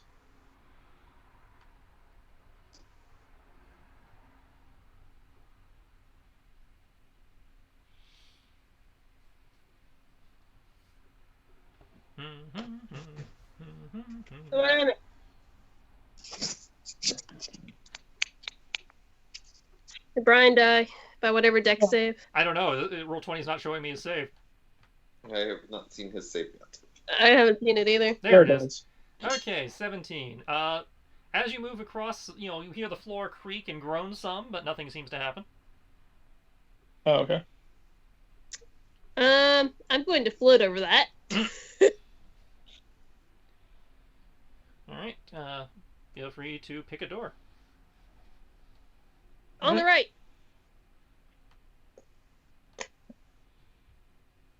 So right here. Yeah, that was your right. Right. I'm not currently looking at the screens. That's why I'm saying go with the right. All right. I will crack open a door right here.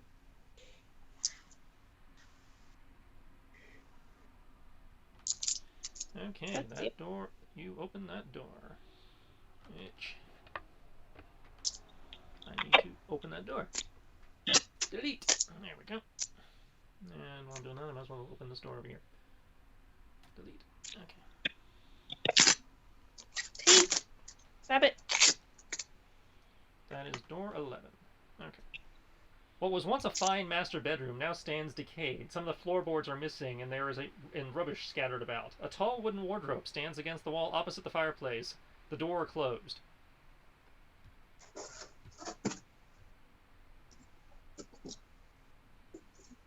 Oh, I'm not opening the doors this time. You can do that.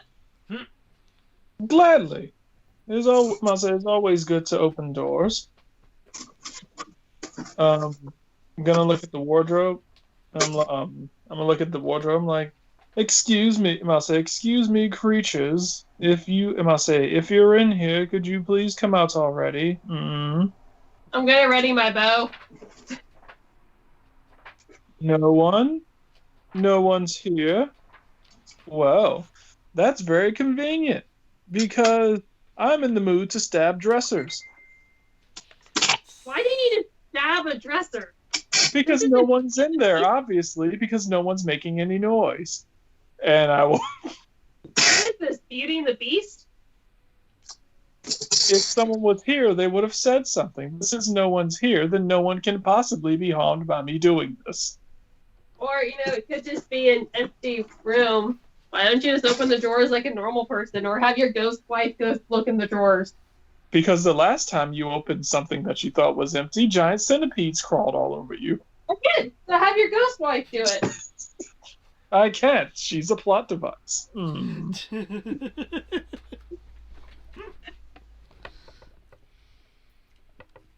I will shove my sword into the door.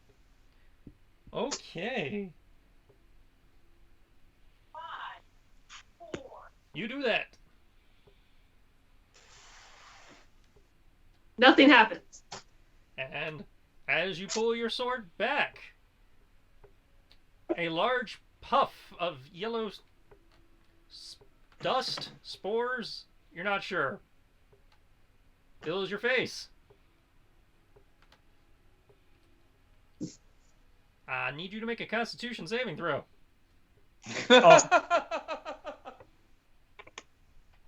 Worth it. Oh, Man, God.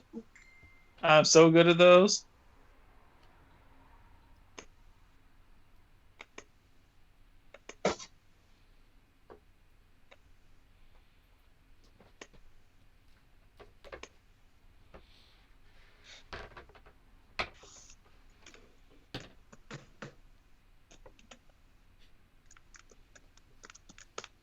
feel like this is gonna go all sorts of sideways just because Roll20 wants to be that guy. Okay. You start hacking and retching, as the cloud envelops you. You are poisoned as the mold spores fill your lungs. You take 13 poison damage. Yes. And are considered poisoned for the next while. Why are you making me do shit, Brian? It's making you do anything. You got yourself poisoned. Do you have an anti-poison potion? Let's see. It's a fantastic question. Well, first of all, we call it an antitoxin, and Let's see. I'm just gonna start glowing my hand now.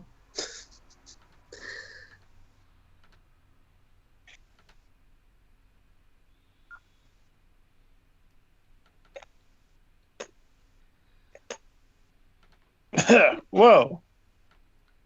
We have learned that we should open nothing.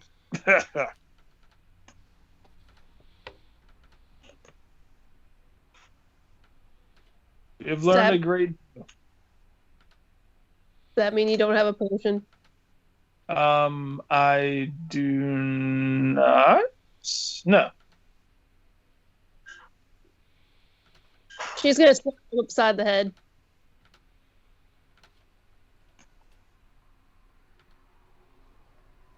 okay. Thank you. And with that, I will swing back downstairs. I will. I promise to properly stab the next thing that threatens you. Okay. Oh, downstairs. That's us. Yep, back to the basement. I Top thought of the your round, character Gant. was going downstairs. I Back was to like, action.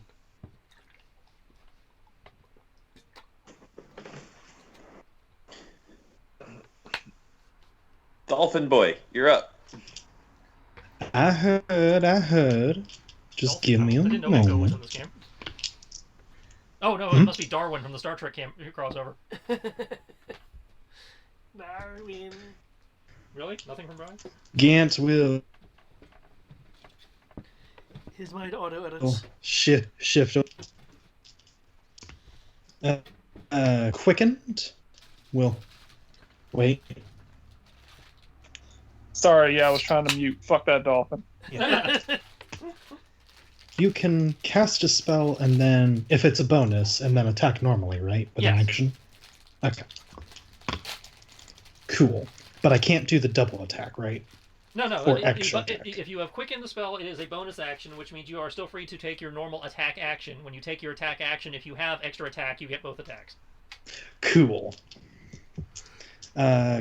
Spend a sorcery point, as said, for quickened. Congratulations, you're now a red mage. Hmm? Congratulations, you're now a red mage like Ro.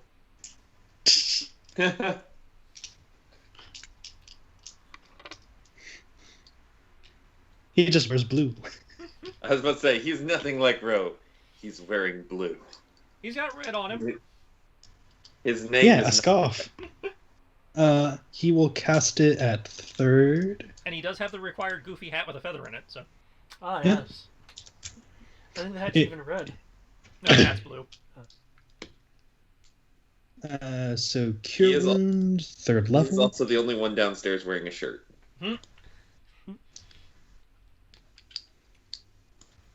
That's why he's the only one who hasn't taken damage. Really? Oh, so 13. Yep.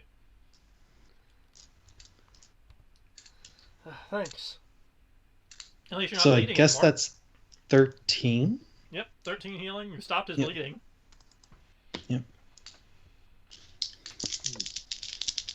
And then we'll Turn around again, continue to slash a dash.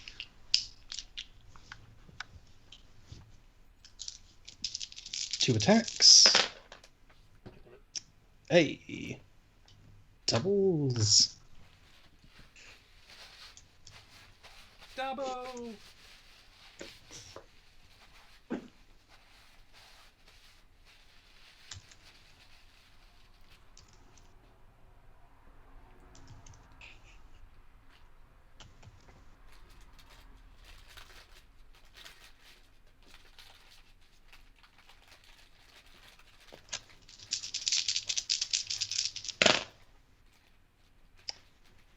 The other one's probably not going to hit. 7, 10.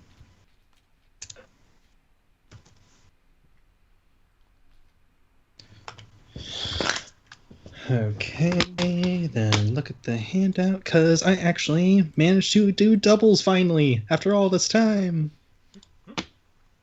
Get to do some scat point.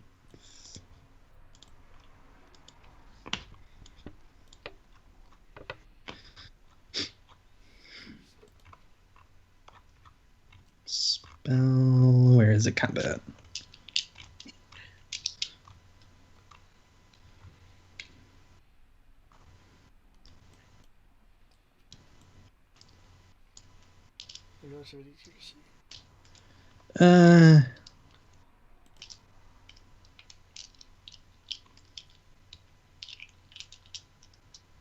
I'll do.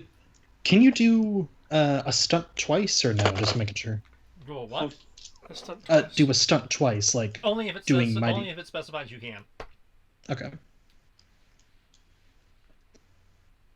Some of them say you can spend multiple points on them or use the effect multiple times.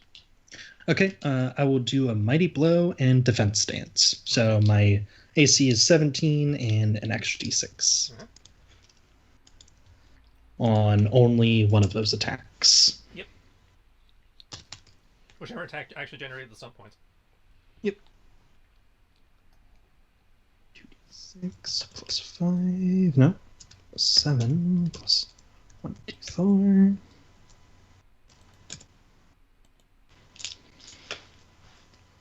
Isn't this house fun? Got bandits in the basement. You know, fucking mold in the attic. The mold's especially scary. I know, we really should reconsider this place. Okay, so 20 and 16 a hit, and then 16 and 14 damage respectively. Both of those hit. So you said 16 and 14? Yes, sir. 16 and 14 is the damage? Yep. Slash. Okay, so 30 damage total. Yep. And it helps if my cursor is on the right layer. Again, He's using looking super rough and super pissed. Yep. Again, using almost dancing style to just kind of keep him off his toes and all that, but blah blah blah. Would you say he's dancing mad? Oh! Perhaps. Music joke reference for those. Okay, that brings us to Farron. Okay, because we have so many of them, do people mind if I use a hero point, because I would like to take an extra action? You guys currently have 7 for the record. Oof. I am fine with that. Go on ahead. Cool, I get a hero point back. Okay. I'm going to use that hero point to, because I take it the arrow that flew by is, like, nearby but not right next to me? It's like, again, it's like stuck in the wall over here. Okay. No, based on that angle, I'm sorry, it'll be stuck in the wall over here. Okay. I'll reach my hand out using telekinesis to return the arrow to the land. As Matt, roll me a percentile. Oh, see if it's recoverable. Yeah, I'm rolling to see if it's recoverable. Hold on, I already had stuff typed up on my round. Sorry. If you want to wait and just roll it till on your turn, that's fine. It doesn't have to be. Okay. We just need to know if the arrow is reusable or not. Yep. This isn't my complete move because I am planning on stuff. I'll go in with a Oh, fuck. I forgot that. Okay. Flurry of Derp. punches and knees. Uh, The first number is the hit, so it's 17 13, unarmed, yeah, then okay. damage. You come in with the first one. He uses his reaction to parry, flipping the scimitar around and blocking with the hilt. And then he's just kind of like, parrying and weaving through the other ones. Only one, because of meet or beat, one of those connected, the 15. Okay. So he takes a big 3.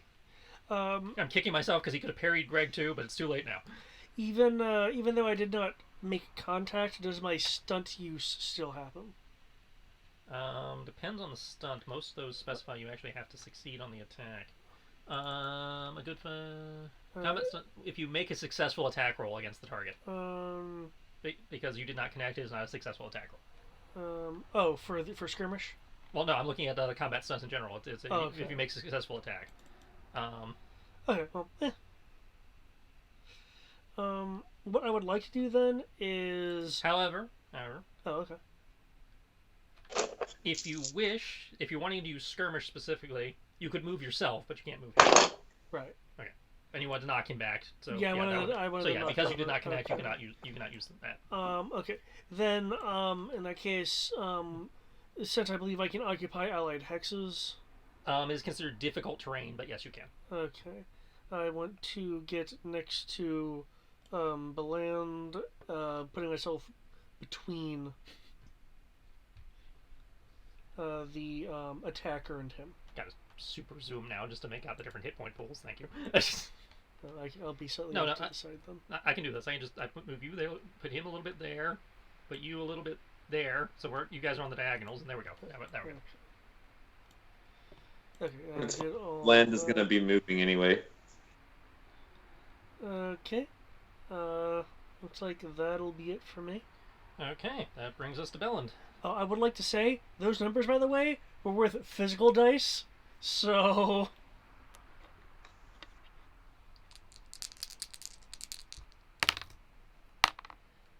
Yeah, my real rolls and my Roll20 rolls, once again, are about the same.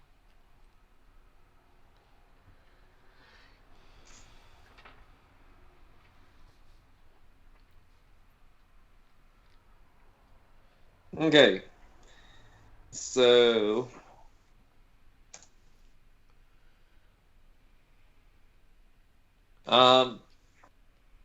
Fargo is going to, well, there's your 34 to see if he can reuse that bolt.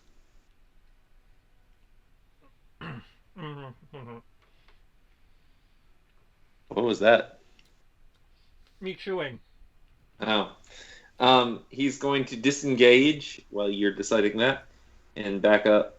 If you roll a 50 or below, the arrow is reusable, so you're good. Okay. He's going to back up to about here and then shoot the guy with his crossbow. And because David is adjacent, you still get sneak attack. Yeah, I factored that in. Okay. I see 46. Your sneak attack's not 46. No, it's 2d6, but I rolled 2 6s on my thing, so it was 5 stuff points. I factored in lethal blow. All right. I don't know if 8's enough for your narcoleptic. 23 is enough to hit. Takes 30 damage. Narcoleptic is if I crit fail the roll. Okay. So he takes 30 damage. A little bit of blood spurts out. He, grunts a little bit. He's not looking happy. Oh. Knew I should have gone for the psychic. Okay. So, I'm going to put David there now. Okay. Brings it around to their turn. Okay, this guy... I can close Hobgoblin Captain because they're dead.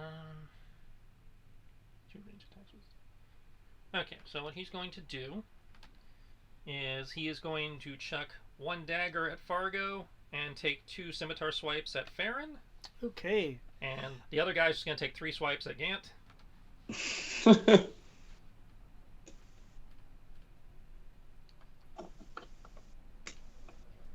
So first attack will be the dagger. Oop. Fargo is going to need to beef up his AC.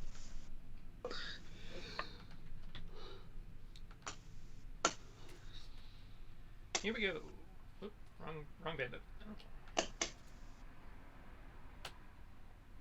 Okay. Not on these rolls, he won't. Okay. 13, I know misses. So the dagger whizzes by, sticks into the lamp behind you. Is it a nice looking dagger? It is an average quality dagger, but, you know, it's somewhat decorative. Probably did not belong to him originally. Oh. It's not going to belong to him anymore anyway. Okay. Does a 16 hit you, Farron? 16 is my AC exactly. Okay, so meter beat, he has connected. And I know I whiffed like crazy on Gant over there. Okay, so Farron, you take a big 4 slashing as he comes in with the scimitar. Ah,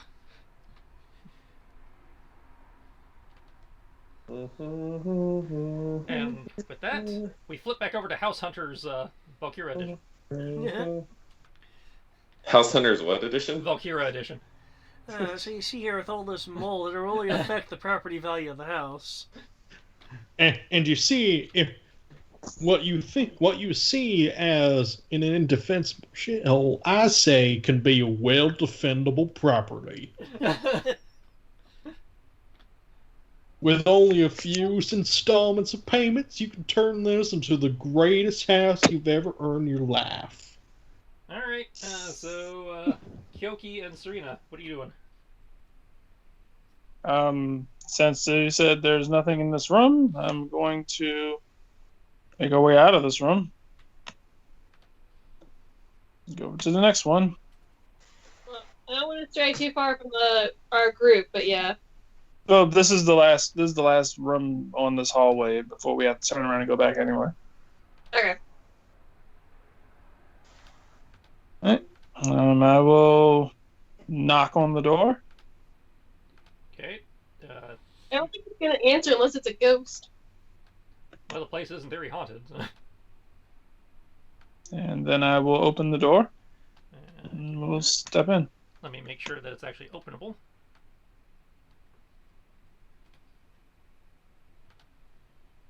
That is, I'm guessing, room 12. Yes, that is room 12. Okay. Room 12. I like how it was like the closet just spewed mold on me. I'm not opening it. Okay. Room 12. Rubbish is scattered around the room in what was once a fine guest bedroom. There's evidence of a rodent infestation and the webs hanging in the corner. A 4-poster bed stands against the wall opposite the fireplace. Its woodwork is worm-ridden, and the curtains that once screened the bedroom are torn and strained. There is no bed linens, but the bed itself is mostly intact.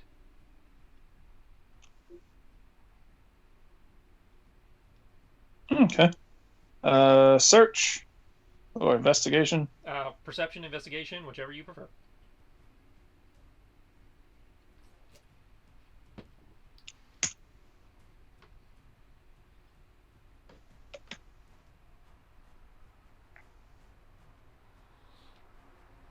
It's gonna be one of those days.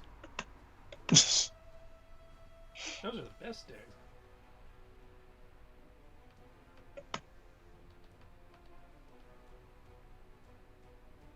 All right.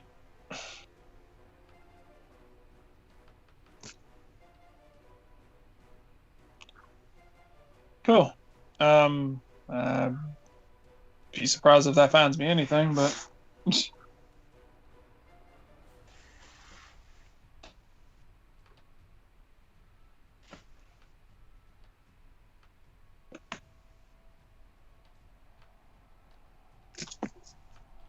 Okay, you do not find anything of note or value in this room.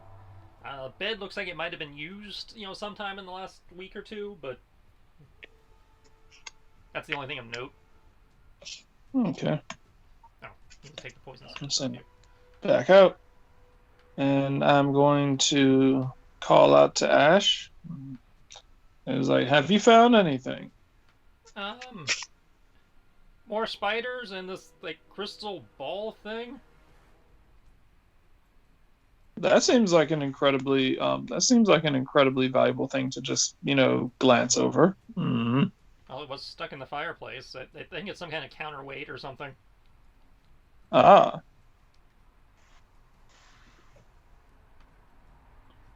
Make our way down there. Have you removed it yet? You walk over to the door, and he's standing in the door, and he'll hand it to you. It's maybe the size of a grapefruit, and just seems to be a basic glass ball. Might be worth He's a few gonna coins, but doesn't seem to be particularly fancy. I'll say he's going to I'm sorry, Awesome. it's a flat-bottomed crystal orb. So it's kind of like one of He's those like- crystal hemispheres. uh, But still, like, might be worth a few coins. do you have something that you can store that in? I stick it in my bag. Is it simply a bag or a bag of holding? Because I don't have the latter. Currently, it's a normal bag. I can make it a bag of holding if we take a bit. The kind of quirk an eyebrow, like, well, that's an intriguing ability. Artifacts or infusions.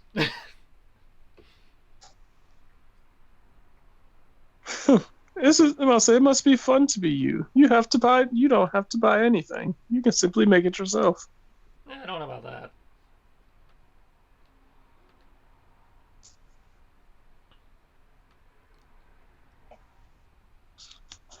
Let's see. I guess we move on to the next room. Alright.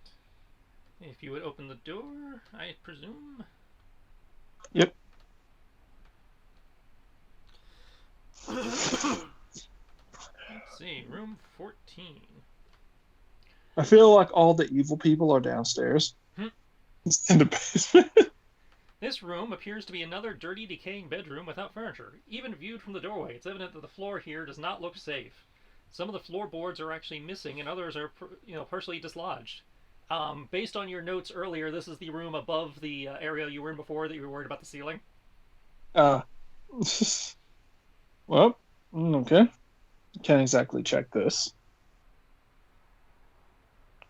And From I guess- your current position, you can kind of make out through the window a very nice view of the ocean. This I can float to, or If you want to float across the room, you can do that. I will use my floating ability. Okay, you have floated across the room to the window. What are you going to do once you get there?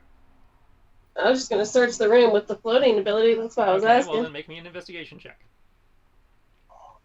Versus perception. You're trying to actually find stuff and learn stuff about the room. So yeah, this would be investigation. Doubles for a total of 9. Stuck point. This would be exploration stunts. Exploration. There we go. Okay, on a 9, you do not notice anything beyond the initial description.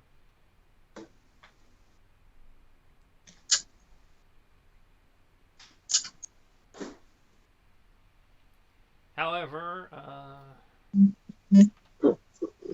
one second. I believe Four. Kyoki, on the other hand, Oh noes. you do notice from the doorway that there are recent tracks that lead from the door towards the window and back again along the western edge of the room. Okay.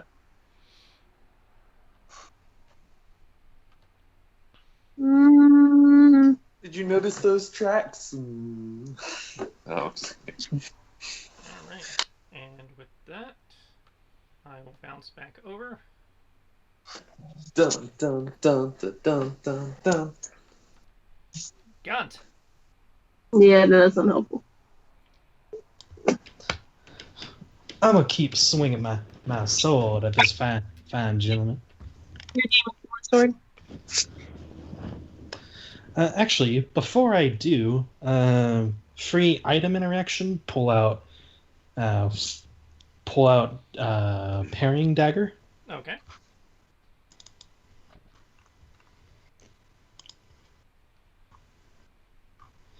And that means I can now start doing two-handed, 2-weapon attack, yep. two-weapon fighting. That fun little double attack maneuver. Mm-hmm. Which means you However, still have your bonus action if you want it that way. yep.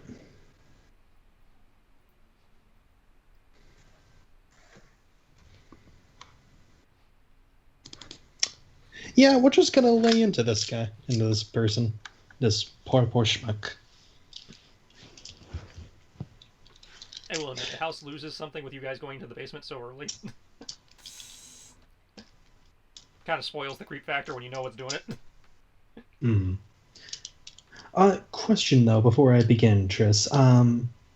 The two-weapon fighting thing says that you use your Your lowest attack bonus, yeah. Yep. But in your case, your attack bonus is the same with both weapons. Yes. However, it's the you use your modifier. Yeah, but both your weapons are dex based. Yes. However, don't forget I have the charismatic thing, so I'm using my charisma for it. Ah. So, and that's actually no. That it would still be dex because only the bonded blade can do that. Never mind. Yeah. Answer my own question. Yeah. And then it's you add the damage die of the second weapon to the total damage of the first weapon. But you do not get the modifier for the second weapon. Okay. So in your case, I think it's a d6 plus a d4 plus whatever. Yeah. So, but then.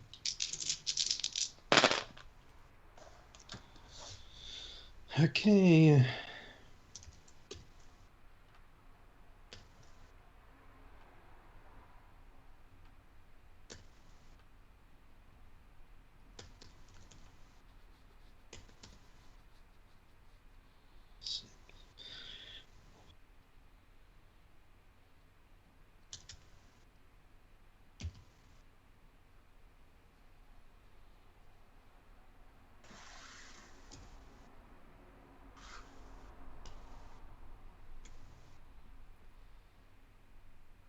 Da-da-da-da. Really should have rolled this earlier. I apologize. You're fine.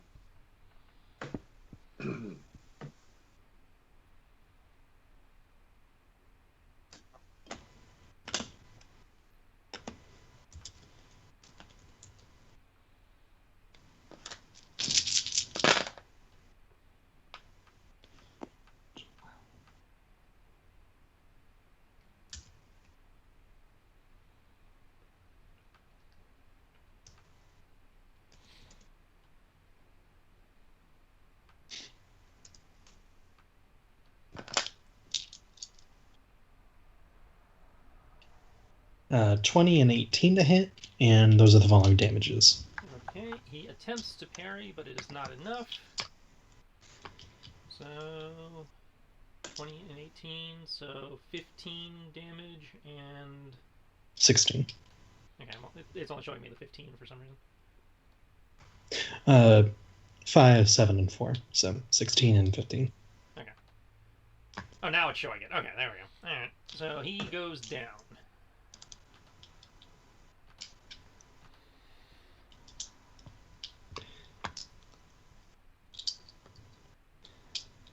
And after Gant will pull out his sword from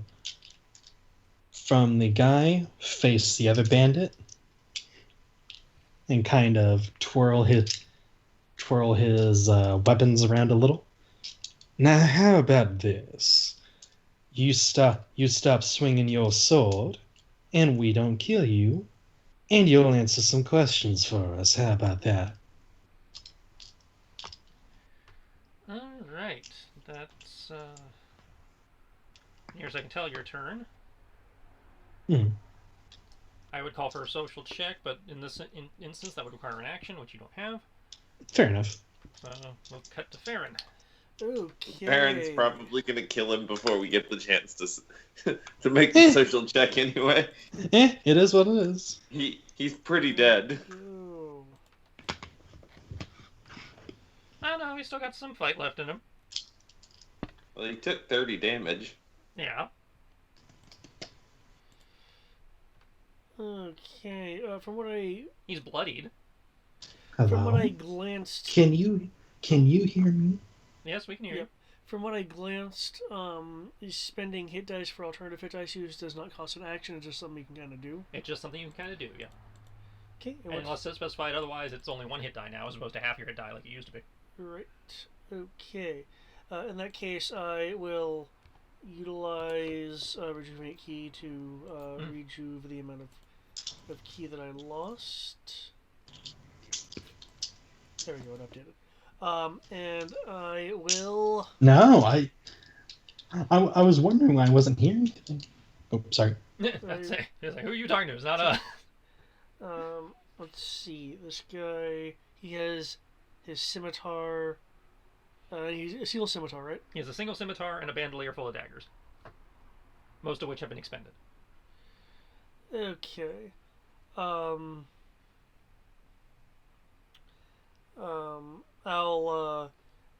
grab his bandolier, pulling him in so I can punch him in the face. That's just being more descriptive.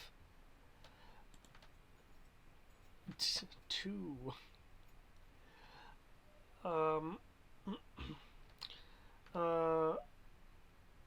And I'll go to do like a karate chop on his wrist to try to get him to drop the Oh wait, I got stunt points. I got 4 stunt points for that last thing. Which I believe disarm is one of the ones as an option. Yeah, though I believe you can also disarm standardly. Well, yeah, I'm just saying you don't have to necessarily do an extra action if you want to do it through stunt points.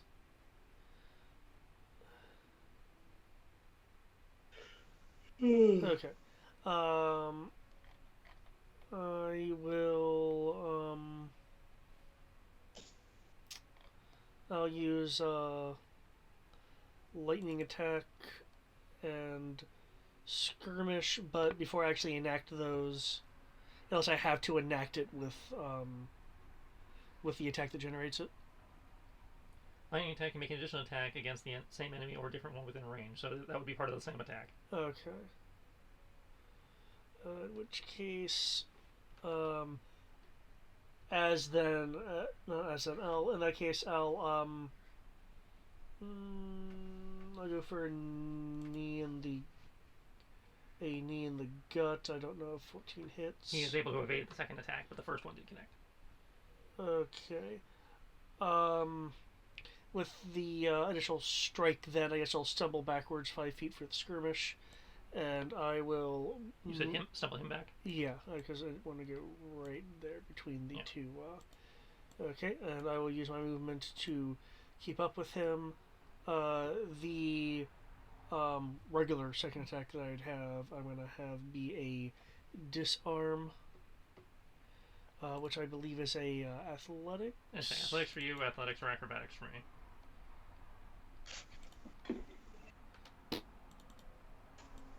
Yep, he keeps his weapon. Okay. And I'll use a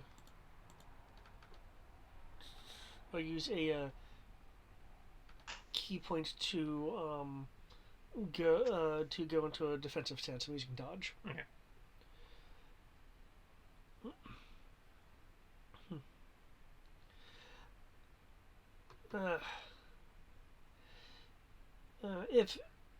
If someone could, it'd be great to knock the guy out. That's it for me. All right, Fargo. Alrighty.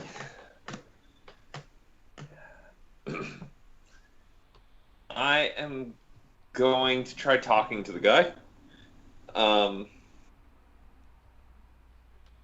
Say, mate, would you stand down?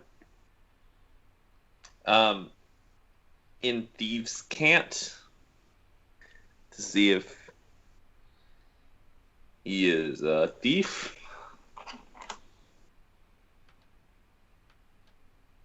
Since I saw the dagger was probably stolen.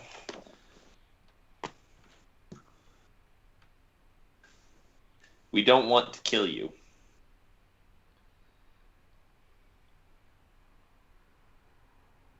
Can you guys hear me? Yeah, I heard you. Okay. Okay. Ah, fuck. So, presuming... So, I need you to make me a... either persuasion or intimidation check. Doesn't matter. They're the same skill, but they're very different things. We're going to go ahead and say that we're going to do persuasion. And so in this case, it's a matter of how are you trying to be threatening about it or pleading with his better nature. Pleading with his better nature. Okay. Does he want to live? 5, 2, 2, and we develop 2 stunt points. Social stunts would apply here. So it's going to be a 16 in total. House rules. How am I generating stunt points on every single roll tonight? It's not as hard as you think it is. Roll For some play. people, it is. Well, I mean, the theory of rolling doubles on 3d6 statistically is not as hard as people make it out to be. I understand dice don't roll statistically normally. Oh, that's fair.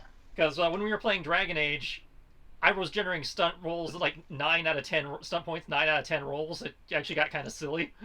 Oh, jeez. Yeah, there were times it was like, I don't know what to do with these stunts.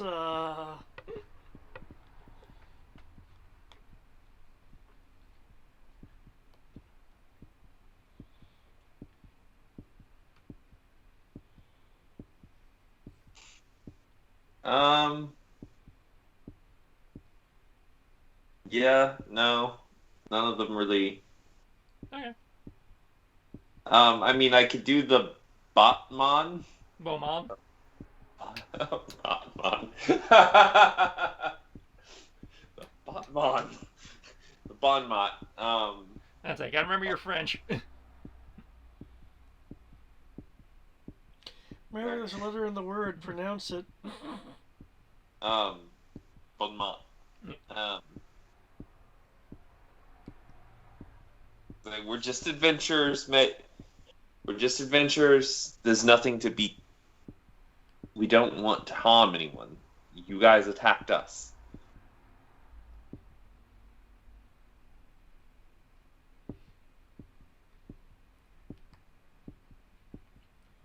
He'll look around, look at his dead comrades, look at you. He looks like he really wants to keep fighting, but he's acknowledging the odds and drops his weapon. Good choice. Good choice.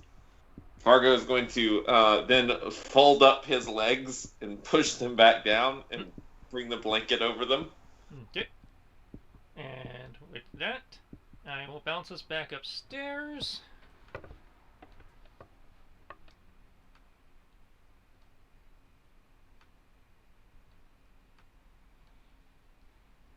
To Sarah and Brian.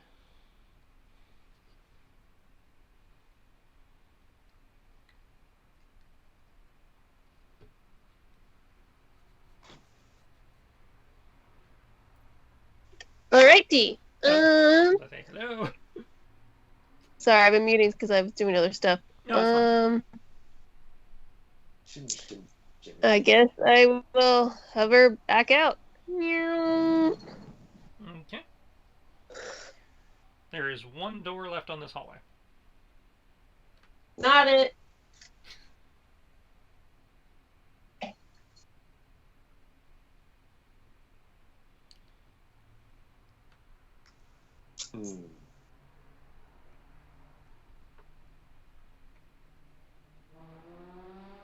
Well, unless Kyoki finds his way back to his mic, you might be hit by default. God damn it. That's, Fine, I'll go to the door. that's, Well, Does first the- let's see if the door's even unlocked, because it may be locked. I was about to say, Does the janitor not open doors? The janitor usually waits for the PCs to dictate what to do for him to do when he's in NPC mode. Oh, well, Serana can literally say, hey, you, go open that door. The door to this room is locked. Can someone open the However, door? the key to the room has been left rather obviously in the hallway outside the room, sitting on an end table.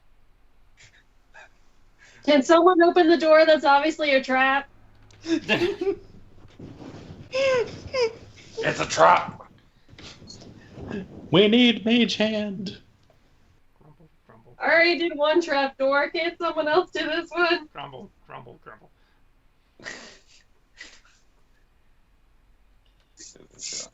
Look, I have a part to play. It says be fearful and worrisome. Enjoy my part.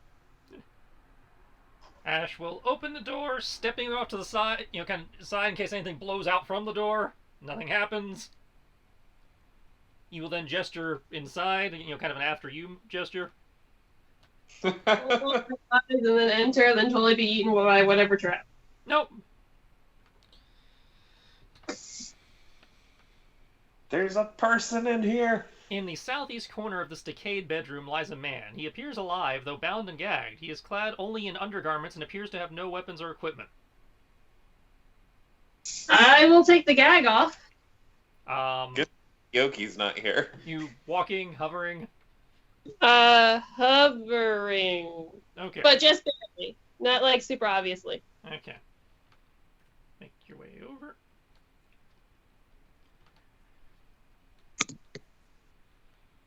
Basically enough to avoid traps, but not be obvious about it. That's the goal. Okay. You will remove the gag, and he will, look at you somewhat worried. I was like, thank you, I think. You're welcome. So, why are you tied up in a corner with your own little chair? No, he doesn't even have a chair. He's just in the corner. Well, why are you tied up in the corner? I was a traveler from over towards the small village near the capital, making my way over to Sartmarsh to set up some trade deals, and I entered the house last night to find a place to sleep, to get shelter from the weather and all that. Came in through the back door and made it into the kitchen when I got clubbed from behind and woke up here. So the ghost got you. Ghost? What? Yeah, ghost. Didn't you hear the thumping in the basement? I literally just got in through the back door and made it to the kitchen. Oh yeah, it's Scooby Dooville.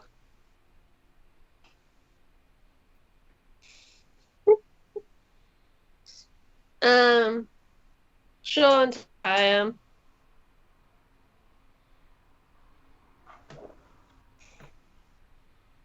Well, you're free to go. Just like that. Oh, I mean, yeah. I don't feel like fighting you. She'll look at a party. Do you feel like fighting him? It's not a matter of fighting. It's just, I don't know what's here. I got jumped randomly. I don't feel safe just walking out on my own. Plus, if I remember right, he's in his very little gear. He's in his underwear, yeah. And it's like, my stuff's here somewhere. Oh, well, yeah. I guess we should, help him fix that. I don't have random clothing. So I'll throw a blanket at him. I don't know. He will happily take the blanket and wrap himself in it.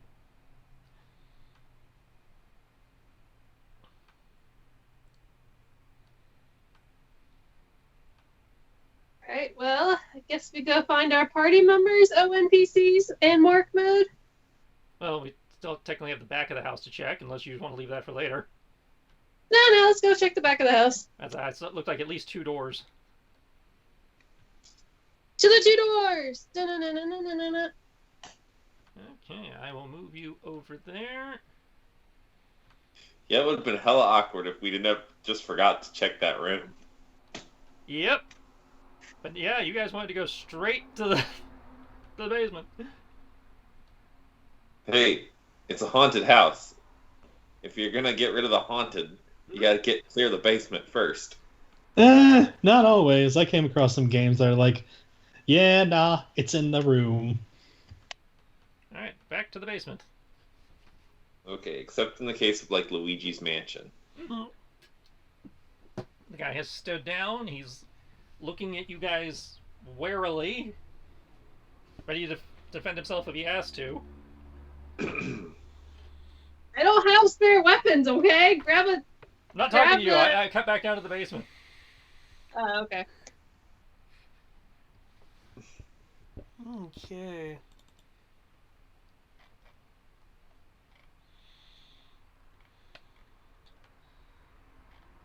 So, now what? So, mind telling us what you're doing down here?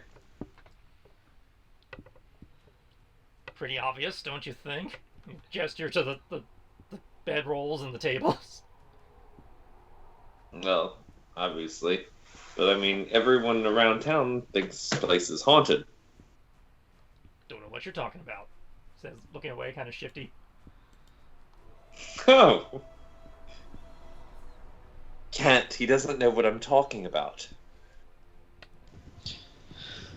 Of course, of course.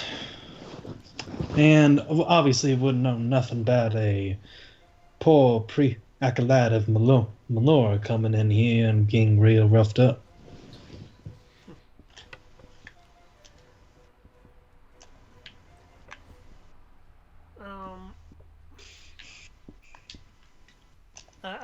Are we actually using verbal combat? I was about to say, if you're intending to interrogate this guy, we are going to go into verbal combat. Dun, dun, dun, dun, dun, dun. Okay. The system added just for Matt. I'd like to.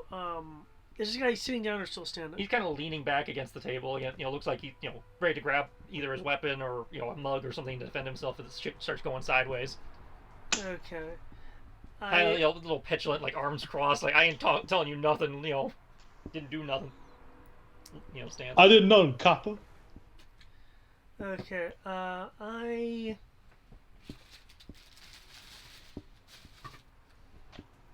Okay, what would it be? I presume intimidation to like you've seen it in like Stargate and some other shows where you just kind of like stare the guy down. That would definitely be an intimidate. Okay. I could also see it be a component of a study maneuver.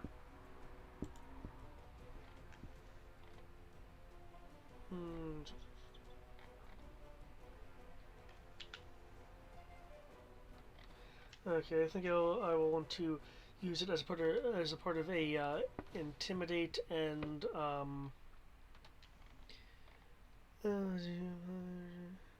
okay, and say, I'd like to remind you how many of us are remaining compared to yourself. Really? He is going to attempt to ignore you. I just want to see what these real dice would have done. 13. Okay, so not much better. He successfully ignores you, which means you take. Da-da-da. God damn it. Come on. Type.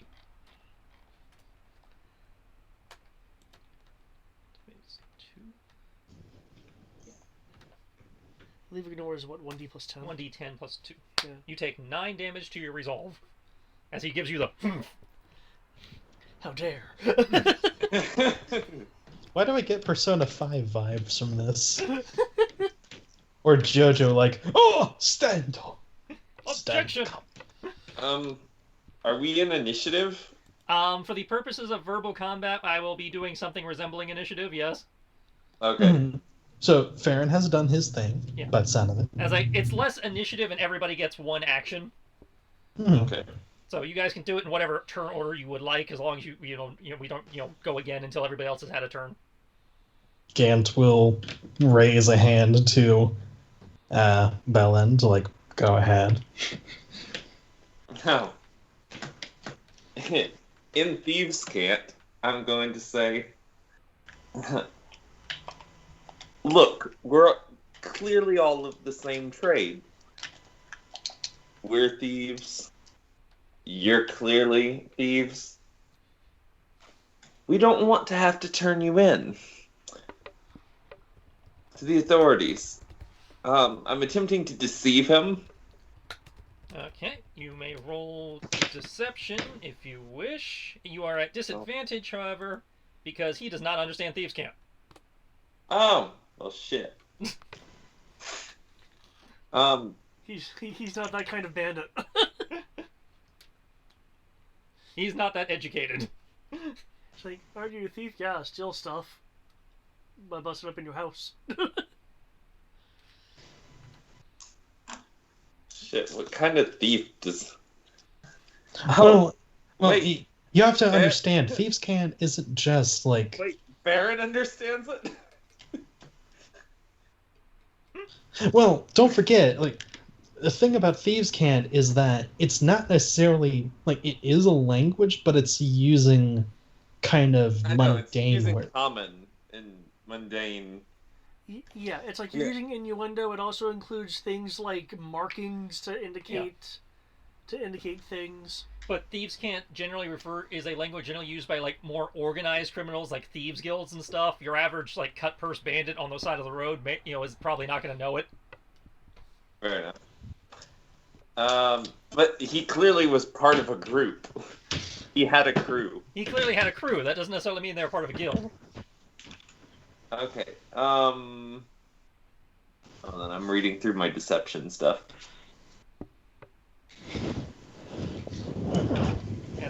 Unless you have something weird under your bard, then it's just a simple deception check under the verbal combat handout I popped up. I has that. It's basically organized crime versus your general thief. I don't know what that does in verbal combat. When you make a charisma check and fail, the target does not know that you intentionally deceive them. Would not apply here. They would not know that you are intentionally deceiving them, but you still have to make the skill contest to see who takes damage. Okay. So this technically does apply, but it doesn't. It applies to the repercussions of the roll, not necessarily the actual roll itself. Alrighty. And there is no insight roll in this particular exchange, so that would not apply at all. But yeah, even if you fail this check, he still will not know you were lying to him. I don't think I'm going to fail this check. Because I have a +10 to deception. Well, you remember you're still at disadvantage, though. Yeah, I know. I rolled at disadvantage.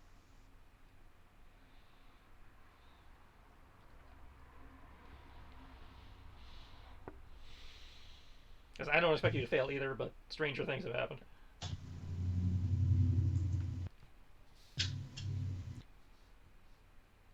He's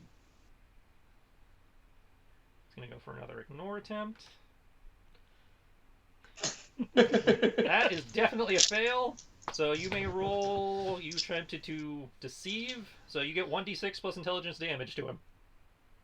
I like this. I just imagine one of those games that function on stills and it's waiting for input. Yeah, pretty much.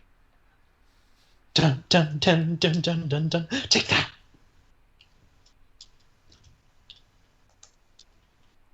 Okay, he takes 5 damage to his resolve. Dun, dun, dun, dun, dun, dun. You're not sure if he was phased by it or not, because it's not enough for him to show a tell, but... Okay. I believe Gant would be the next one to go. Mm-hmm. Gant will kind of look at it. Is there a chair nearby?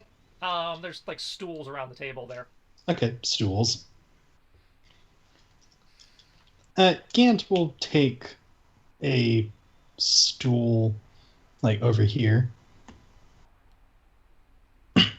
Over by a table, and just kind of sit down and say, well, you're obviously trying to do something out here. And everybody's just trying to survive and stuff. I would like to hear your side of the story, if you don't mind. Whether this is just pure survival or if you all had a plan or such, if you don't mind. Okay. What are you attempting to... That's...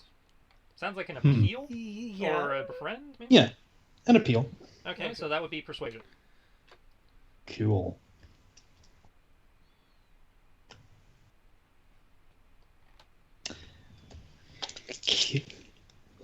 Even cooler.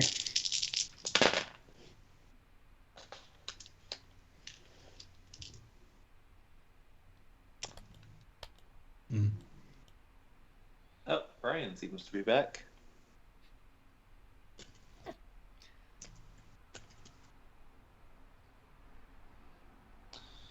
Uh, 12. And I have 6 stunt points, cause yay doubles.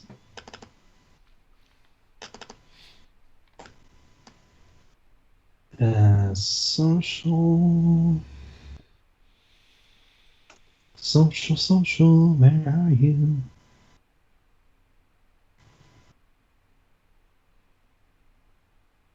Where are they anyway? Because I cannot see What, the them. stunt points? Yeah, or yeah, There's social stunts in the stunt points handout. yeah. I'm trying to find it. I'm The like, stunt points handout is under house rules.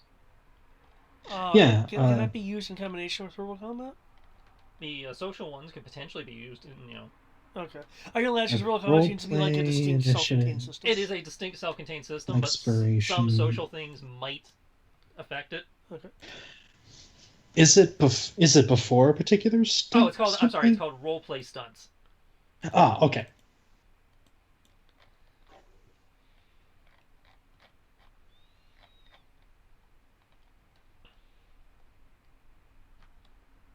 Oh, well, crap. If I had realized this, I could have befriended the guy rather than us even doing this. If you end the combat on a successful befriend attempt, you've made a friend. You have to either roll to end the combat or actually reduce his resolve to 0 for the befriend effect to kick in. Ah, But you'll notice the befriend maneuver does do damage to their resolve. yes, I do see that. So yes, if you reduce him to 0 with a befriend, they become friendly to you. I'm about to befriend the shit out of this guy. As I you will seduce him. I will just go with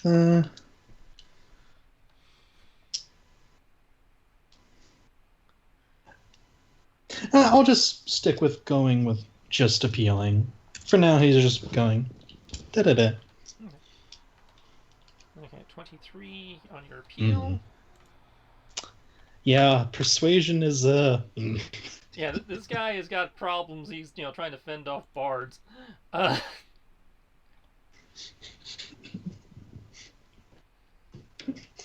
Okay, you wanted his side of the story? Mhm. His side of the story, like what they're trying. Are they trying to survive? Did they have a plan? What are they trying to do? By the time Kyoki and Serrano rejoin us, we're just going to be sitting in a circle around one of the lanterns, passing a talking stick. Okay, he's going to attempt a counterattack.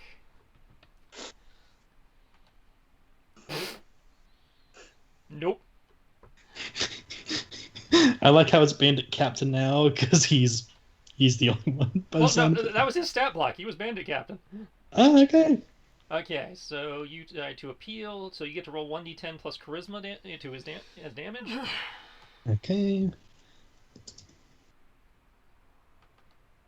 That's you were fighting 2 bandit captains and a hobgoblin commander. Well then. Plus charisma. Yeah, that's going to be 7 total. Okay, big 7. I think he winces at your oh shit. Took it out of his actual hit points. winces some at your appeal. Takes his turn to look you over. He's going to attempt a study.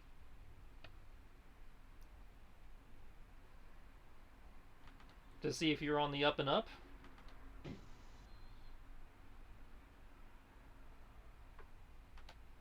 So that's resisted by insight, I believe. Too many handouts. Study is resisted by insight, yes. I'm sorry, charisma save. Not insight, charisma save. Oh, charisma. Oh, no.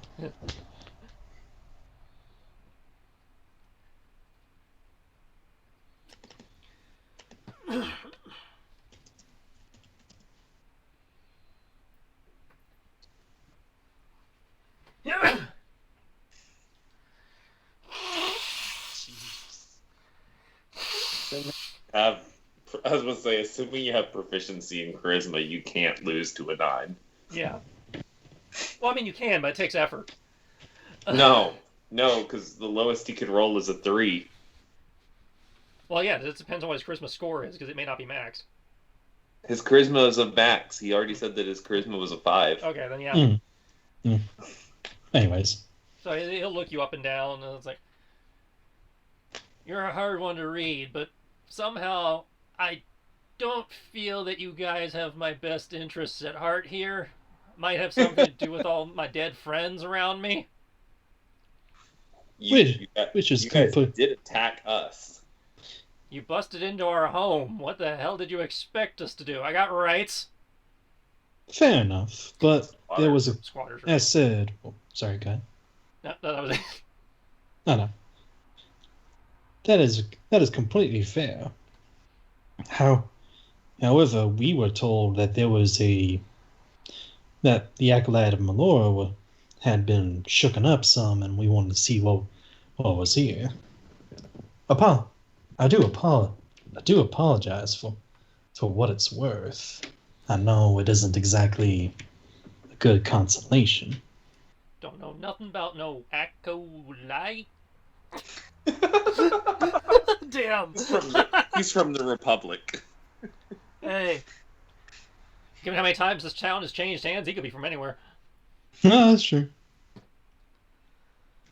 For all we knew, we were the friggin' Imperial Guard busting in here trying to, extinguish us for, not being purdy.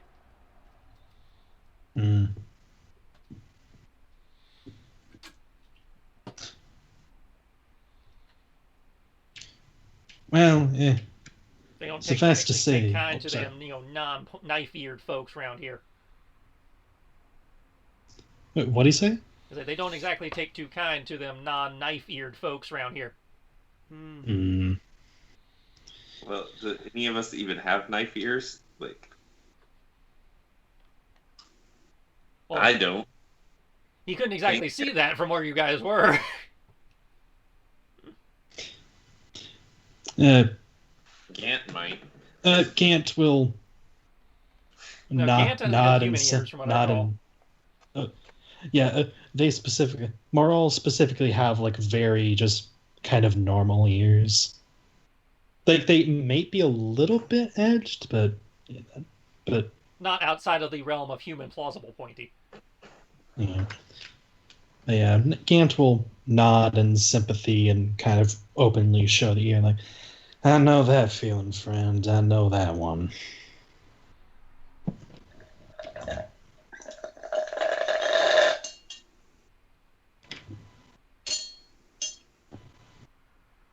Okay, are we doing another round of this? We can do another round now. Everyone has taken a turn. He still has some resolve yet left, so he's opened up a little, but he's not. He hasn't cracked. Mm-hmm. Okay, I'm gonna.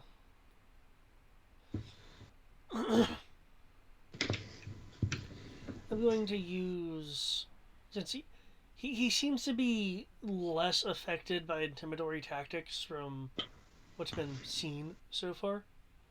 So I'm just gonna sit on the so many windows up right now. I am going to sit on the table edge across from him. Give my come on, character sheet. Character sheet, go big. There we go. I don't need that. Okay, cool. And I'm gonna make an implication. Ooh, fancy. Yes.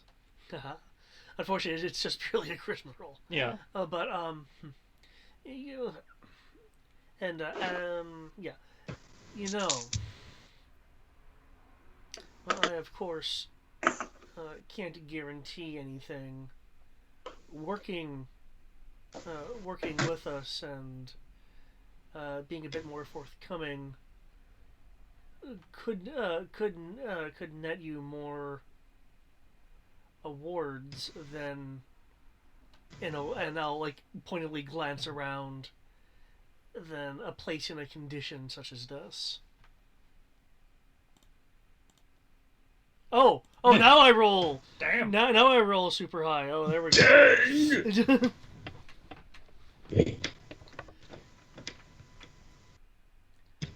Okay, he is gonna go for a counter argument. Let me read how that works. Is that just countering it with a different attack? Yeah, he gets to use an attack maneuver as his defense. Okay.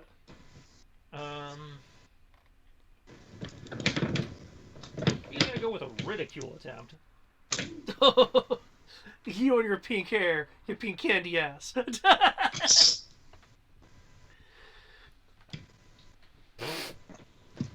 Yeah, no. Wait, what do you know? Candy looking He rolled an 8. Okay. So he is now at -4 to defend versus you. Okay, so so it's not a that was his defense of the counter argument. Gotcha. Okay. It's not about freedom, you candy ass. I mean, it's not about wealth, you candy ass. It's about freedom. Okay, I didn't join the Scavor for money. ooh, the Scavor. The Scavoro, write that down, someone. It is written down in the lore handout. To confirm, that's a -4 against me or everyone. Against you. Okay. You will find Scavor under lore continent of Ladrina.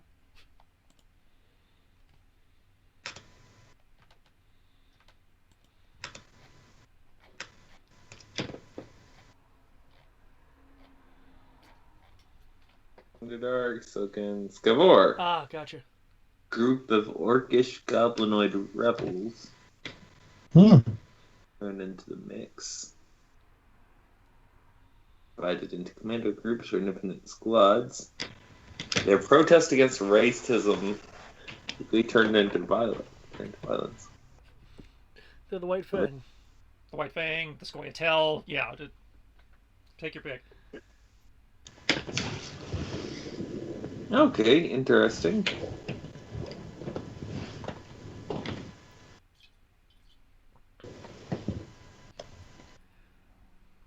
Whatever militia group's hot on Twitter right now, and take your pick. Okay, so.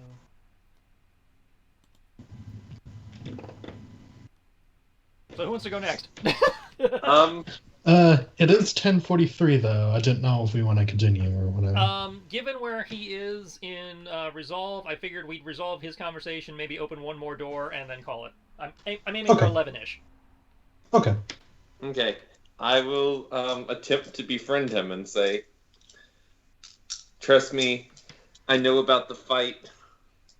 Fighting the good fight to remain free of the chains that bind of the pointy-eared. Oof. Yeah, good night, sir. I don't think we have any whole elves in the party, do we? Well, technically, upstairs you've got Ash under the helmet is full elf. Dylan is technically half elf, but her appearance is more elf than human. Well, yeah, but she also currently has scales and horns. Yeah, and I believe Sarah's is elf? No, Sarah is a moonfolk. Mm. Completely different race. So yeah, you only have one full elf in the party, and that's the guy under the helmet. So as long as he pulls a full Mando and doesn't take off his helmet, we're golden. It's like, as long as he continues to be the one guy in the galaxy that never takes off his damn helmet.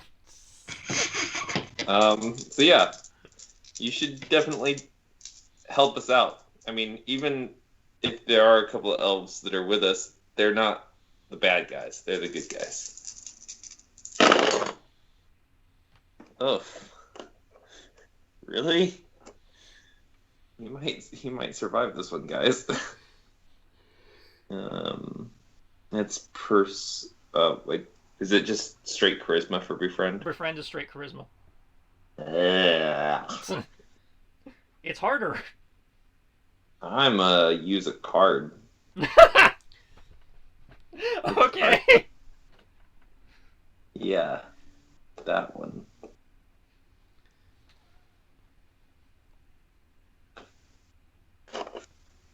There you go. Card. Used. Okay. Roll that mulligan. Oh my gosh, I about shat myself. I thought I rolled the exact same thing. I was going to feel some type of way, but no, that's much better. It's going to be a 16. Okay. He's going to see your 16 and go for another ridicule attempt by saying the only good elf is a dead elf. Oh! And he believes that so emphatically, I'm going to throw a hero point at it. That he believes what? He believes that statement so emphatically, I'm throwing a hero point at his roll. Oh, what was the statement? That the only good elf The only is a dead good elf is a dead elf. Mm-hmm. Okay, that is a tie, so nobody takes damage.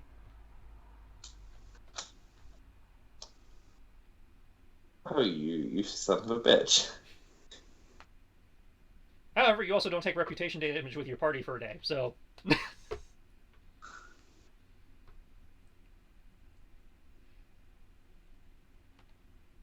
Next. Actually, all of you have gone, haven't you? No, Greg, go yet. Oh, okay. That's right, your appeal was last time. Mm-hmm. I did try to befriend him. You did. Okay, we can kill him now. It takes several attempts to successfully befriend, somebody enough to actually have that work. Unless you've whittled them down with harder hitting stuff first. Hmm.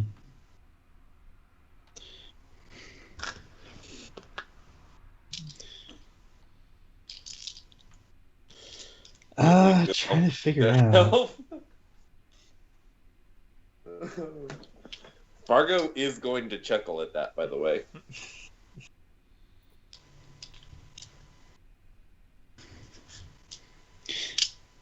Ooh. I'm not sure if this would be appeal, but I'm gonna try to angle it this way. Believe me, I understand. I understand your feeling towards elves and such, or at least some. Some believe themselves high and mighty and above reproach, able to do anything they can when they want. They murdered my mother and father. One murdered my mother and father and got away with it, as far as I can tell.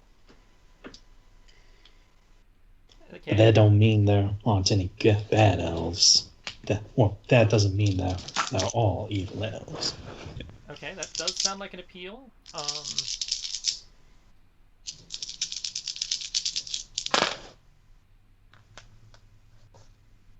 Roll that beautiful bean footage.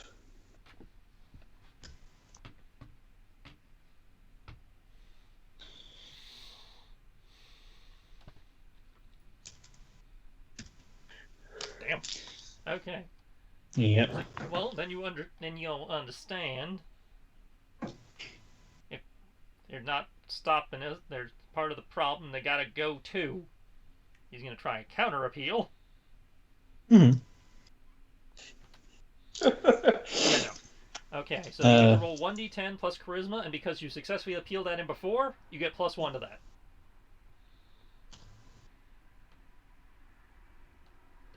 So d10 plus charisma +1. Oof.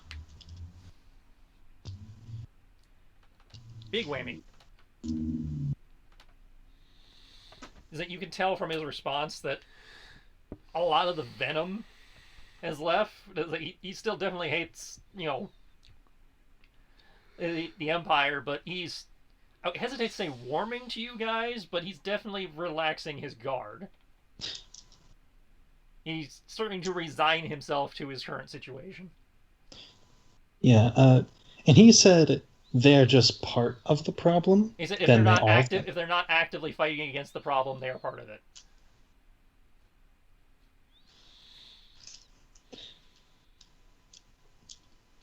Would it be possible to do a counter argument to that as well, or no? Or would he need to do his attack first? He would have to do his attack. Of course. However, it is his turn now.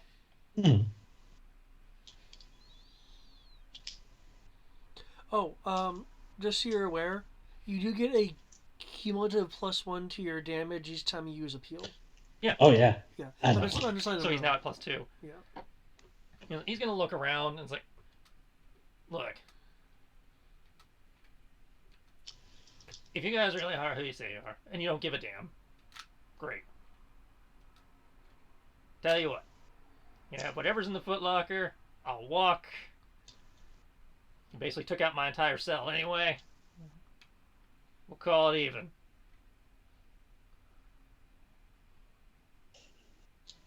He's going to attempt a bribe. Is it to all three? I think it's like a general bribe, like to party bribe, essentially. In this particular case, he is going to be trying to roll against all three. So, however you want to defend, pick your defense. He's going to roll his bribe. Because, hang on, let me double check something, because he's going to throw a number out there. He said whatever's in the chest. No, he's not going to throw a number. Okay. So can you defend with an attack? That's what counter argument is. Okay, counter argument. It's called counter argument. It lets you defend with an attack.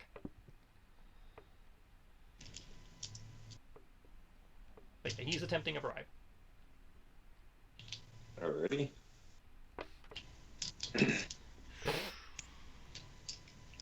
Thank you, Roll20. Thank you. I'm going to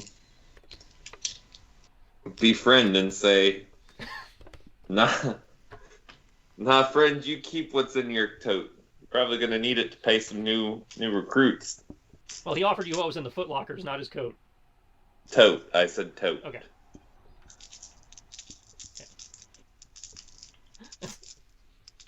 Show me 18. That's not 18, but hey, there's stunt points there.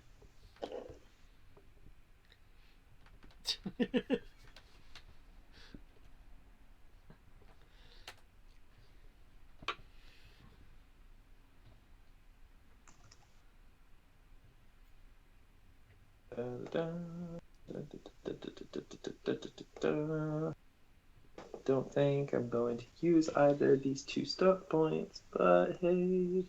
Greg, did I miss a defense in there? No, I'm trying to think. You're picking? Okay.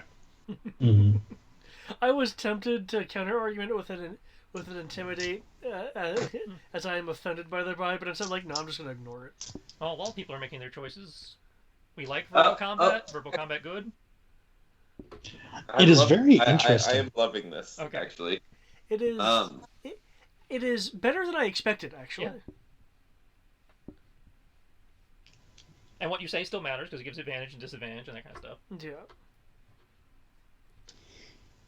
But it doesn't actually require you to have to persuade the other player. Or, it's like, okay, look, my sheet says I give, which takes some of the wrinkles out of it. Yeah, see, that's one of those mixed bag kind of things, depending on the kind of player you are. Yeah.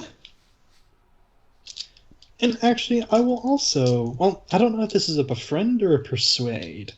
Gant will kind of somewhat using the a few like contacts he's made over the years and decades imply like, hey, try if you want a better start at life or trying to go about this in a different way, I could point you to someone in like the Republic or so whatever.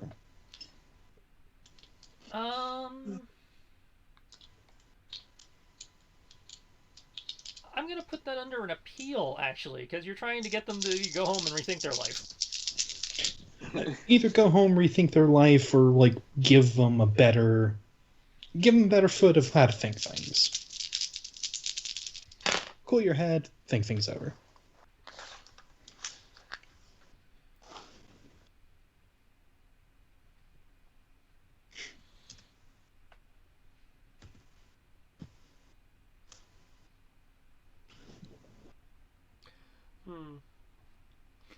What if someone had verbal combat while they were actually combating you? I would like to use my stunt points to do the second win sort of thing. Hold on.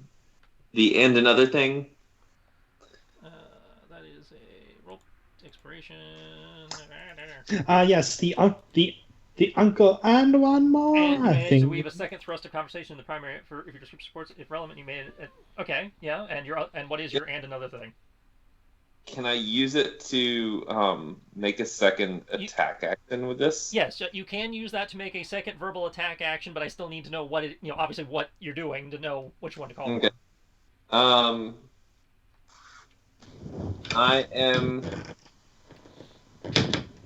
going to say it's definitely going to be best if you just take your stuff and skedaddle so that we can finish our looting of this place and be on our merry way. Okay, that sounds like you are again appealing to get him to go home and rethink his life. So, or at least trying to follow it with a persuade was. Well, appeal is still persuasion in terms of the roll. Oh, okay.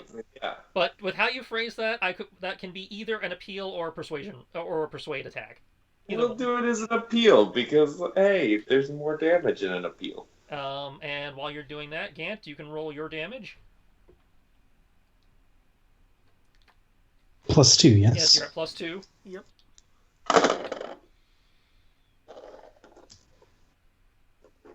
Why do you ride like you're running out of time? I calculated his resolve and I was looking at it. I was like, damn, NPCs get shafted in the resolve department compared to PCs. Well, we're using the same formula, though, right? Yes, but most NPCs have way lower stats than a PC. That's true. And this guy's actually got pretty good stats for a nameless bandit. Mm-hmm.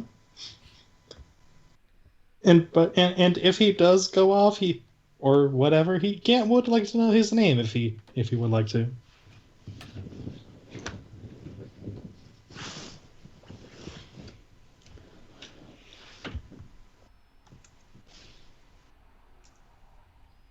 Okay, Matt, you may roll your damage as well.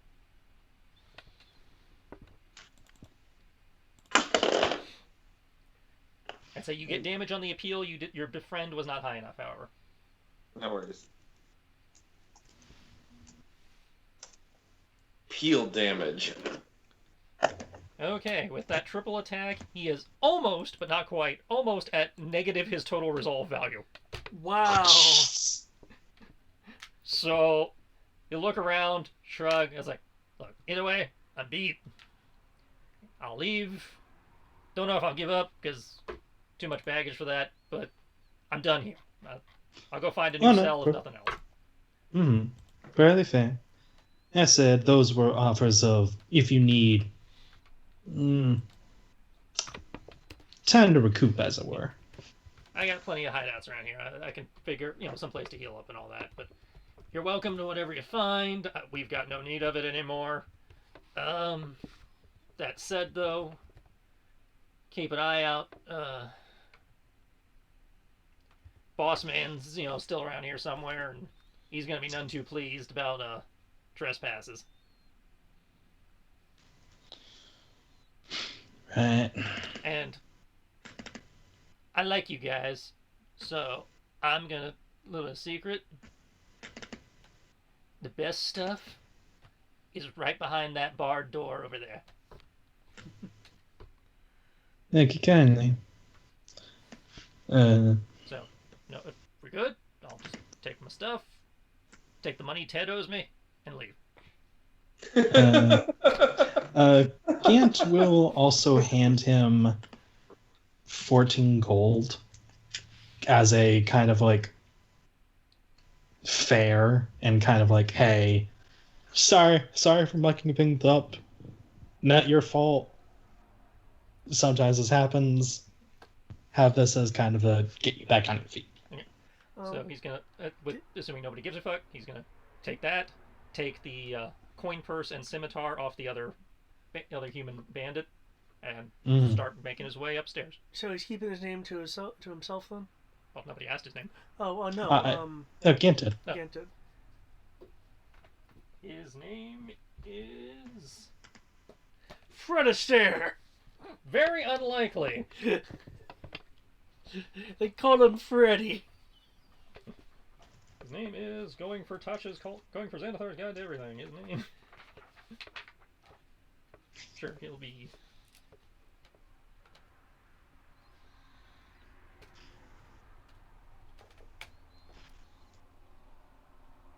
His name is Ludwig. Ludwig. Ludwig. During this conversation, with my background feature, could I tell if this guy has like a background of murder, or if nothing has gone that far? Insight? Or no, that'd be kind of an insight, I guess. Okay, well, strictly speaking, the feature lets you know if they have the evil alignment. Can you hit the feature? Sure. Yeah. 1 second. Let me go to Well, the core area. He has his back turned to Fargo, picking up the stuff off the other corpse. Fargo is going to palm the fancy knife. He doesn't even seem interested in the knives that he chucked. He just, again, he took this other scimitar and the coin purse, and that. Oh, that's fine. So you can palm away, no problem.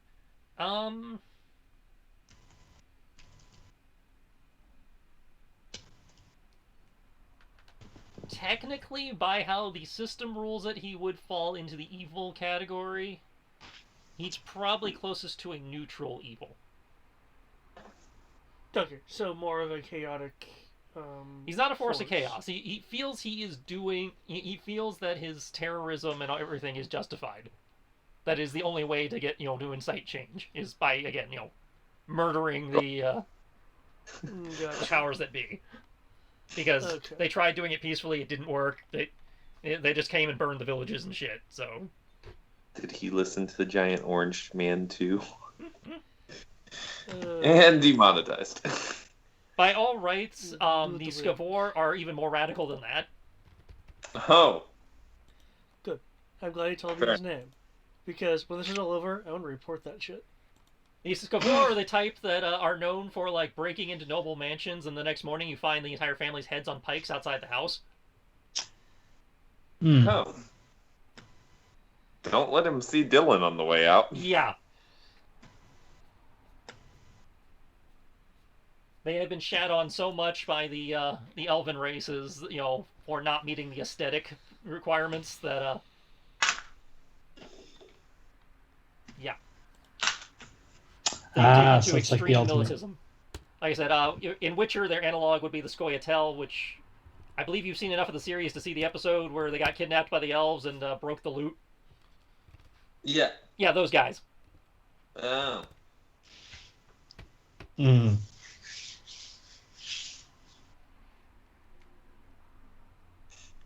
Broke down by loot. Alright. So, with that, he has left. He has given you some tips, and I will bring us to a close. We have 2 doors left upstairs, and if you guys can figure out a way up there, the attic, and then whatever's left here in the basement. Nice. You guys made Mhm. decent progress today, considering I had, we lost half an hour waiting for people, and I had to bounce back and forth between 2 areas. But you guys still made decent progress. Yeah, Also, tried out so that means social combat for the first time. Yeah, you got to try out social combat, which people seem to enjoy.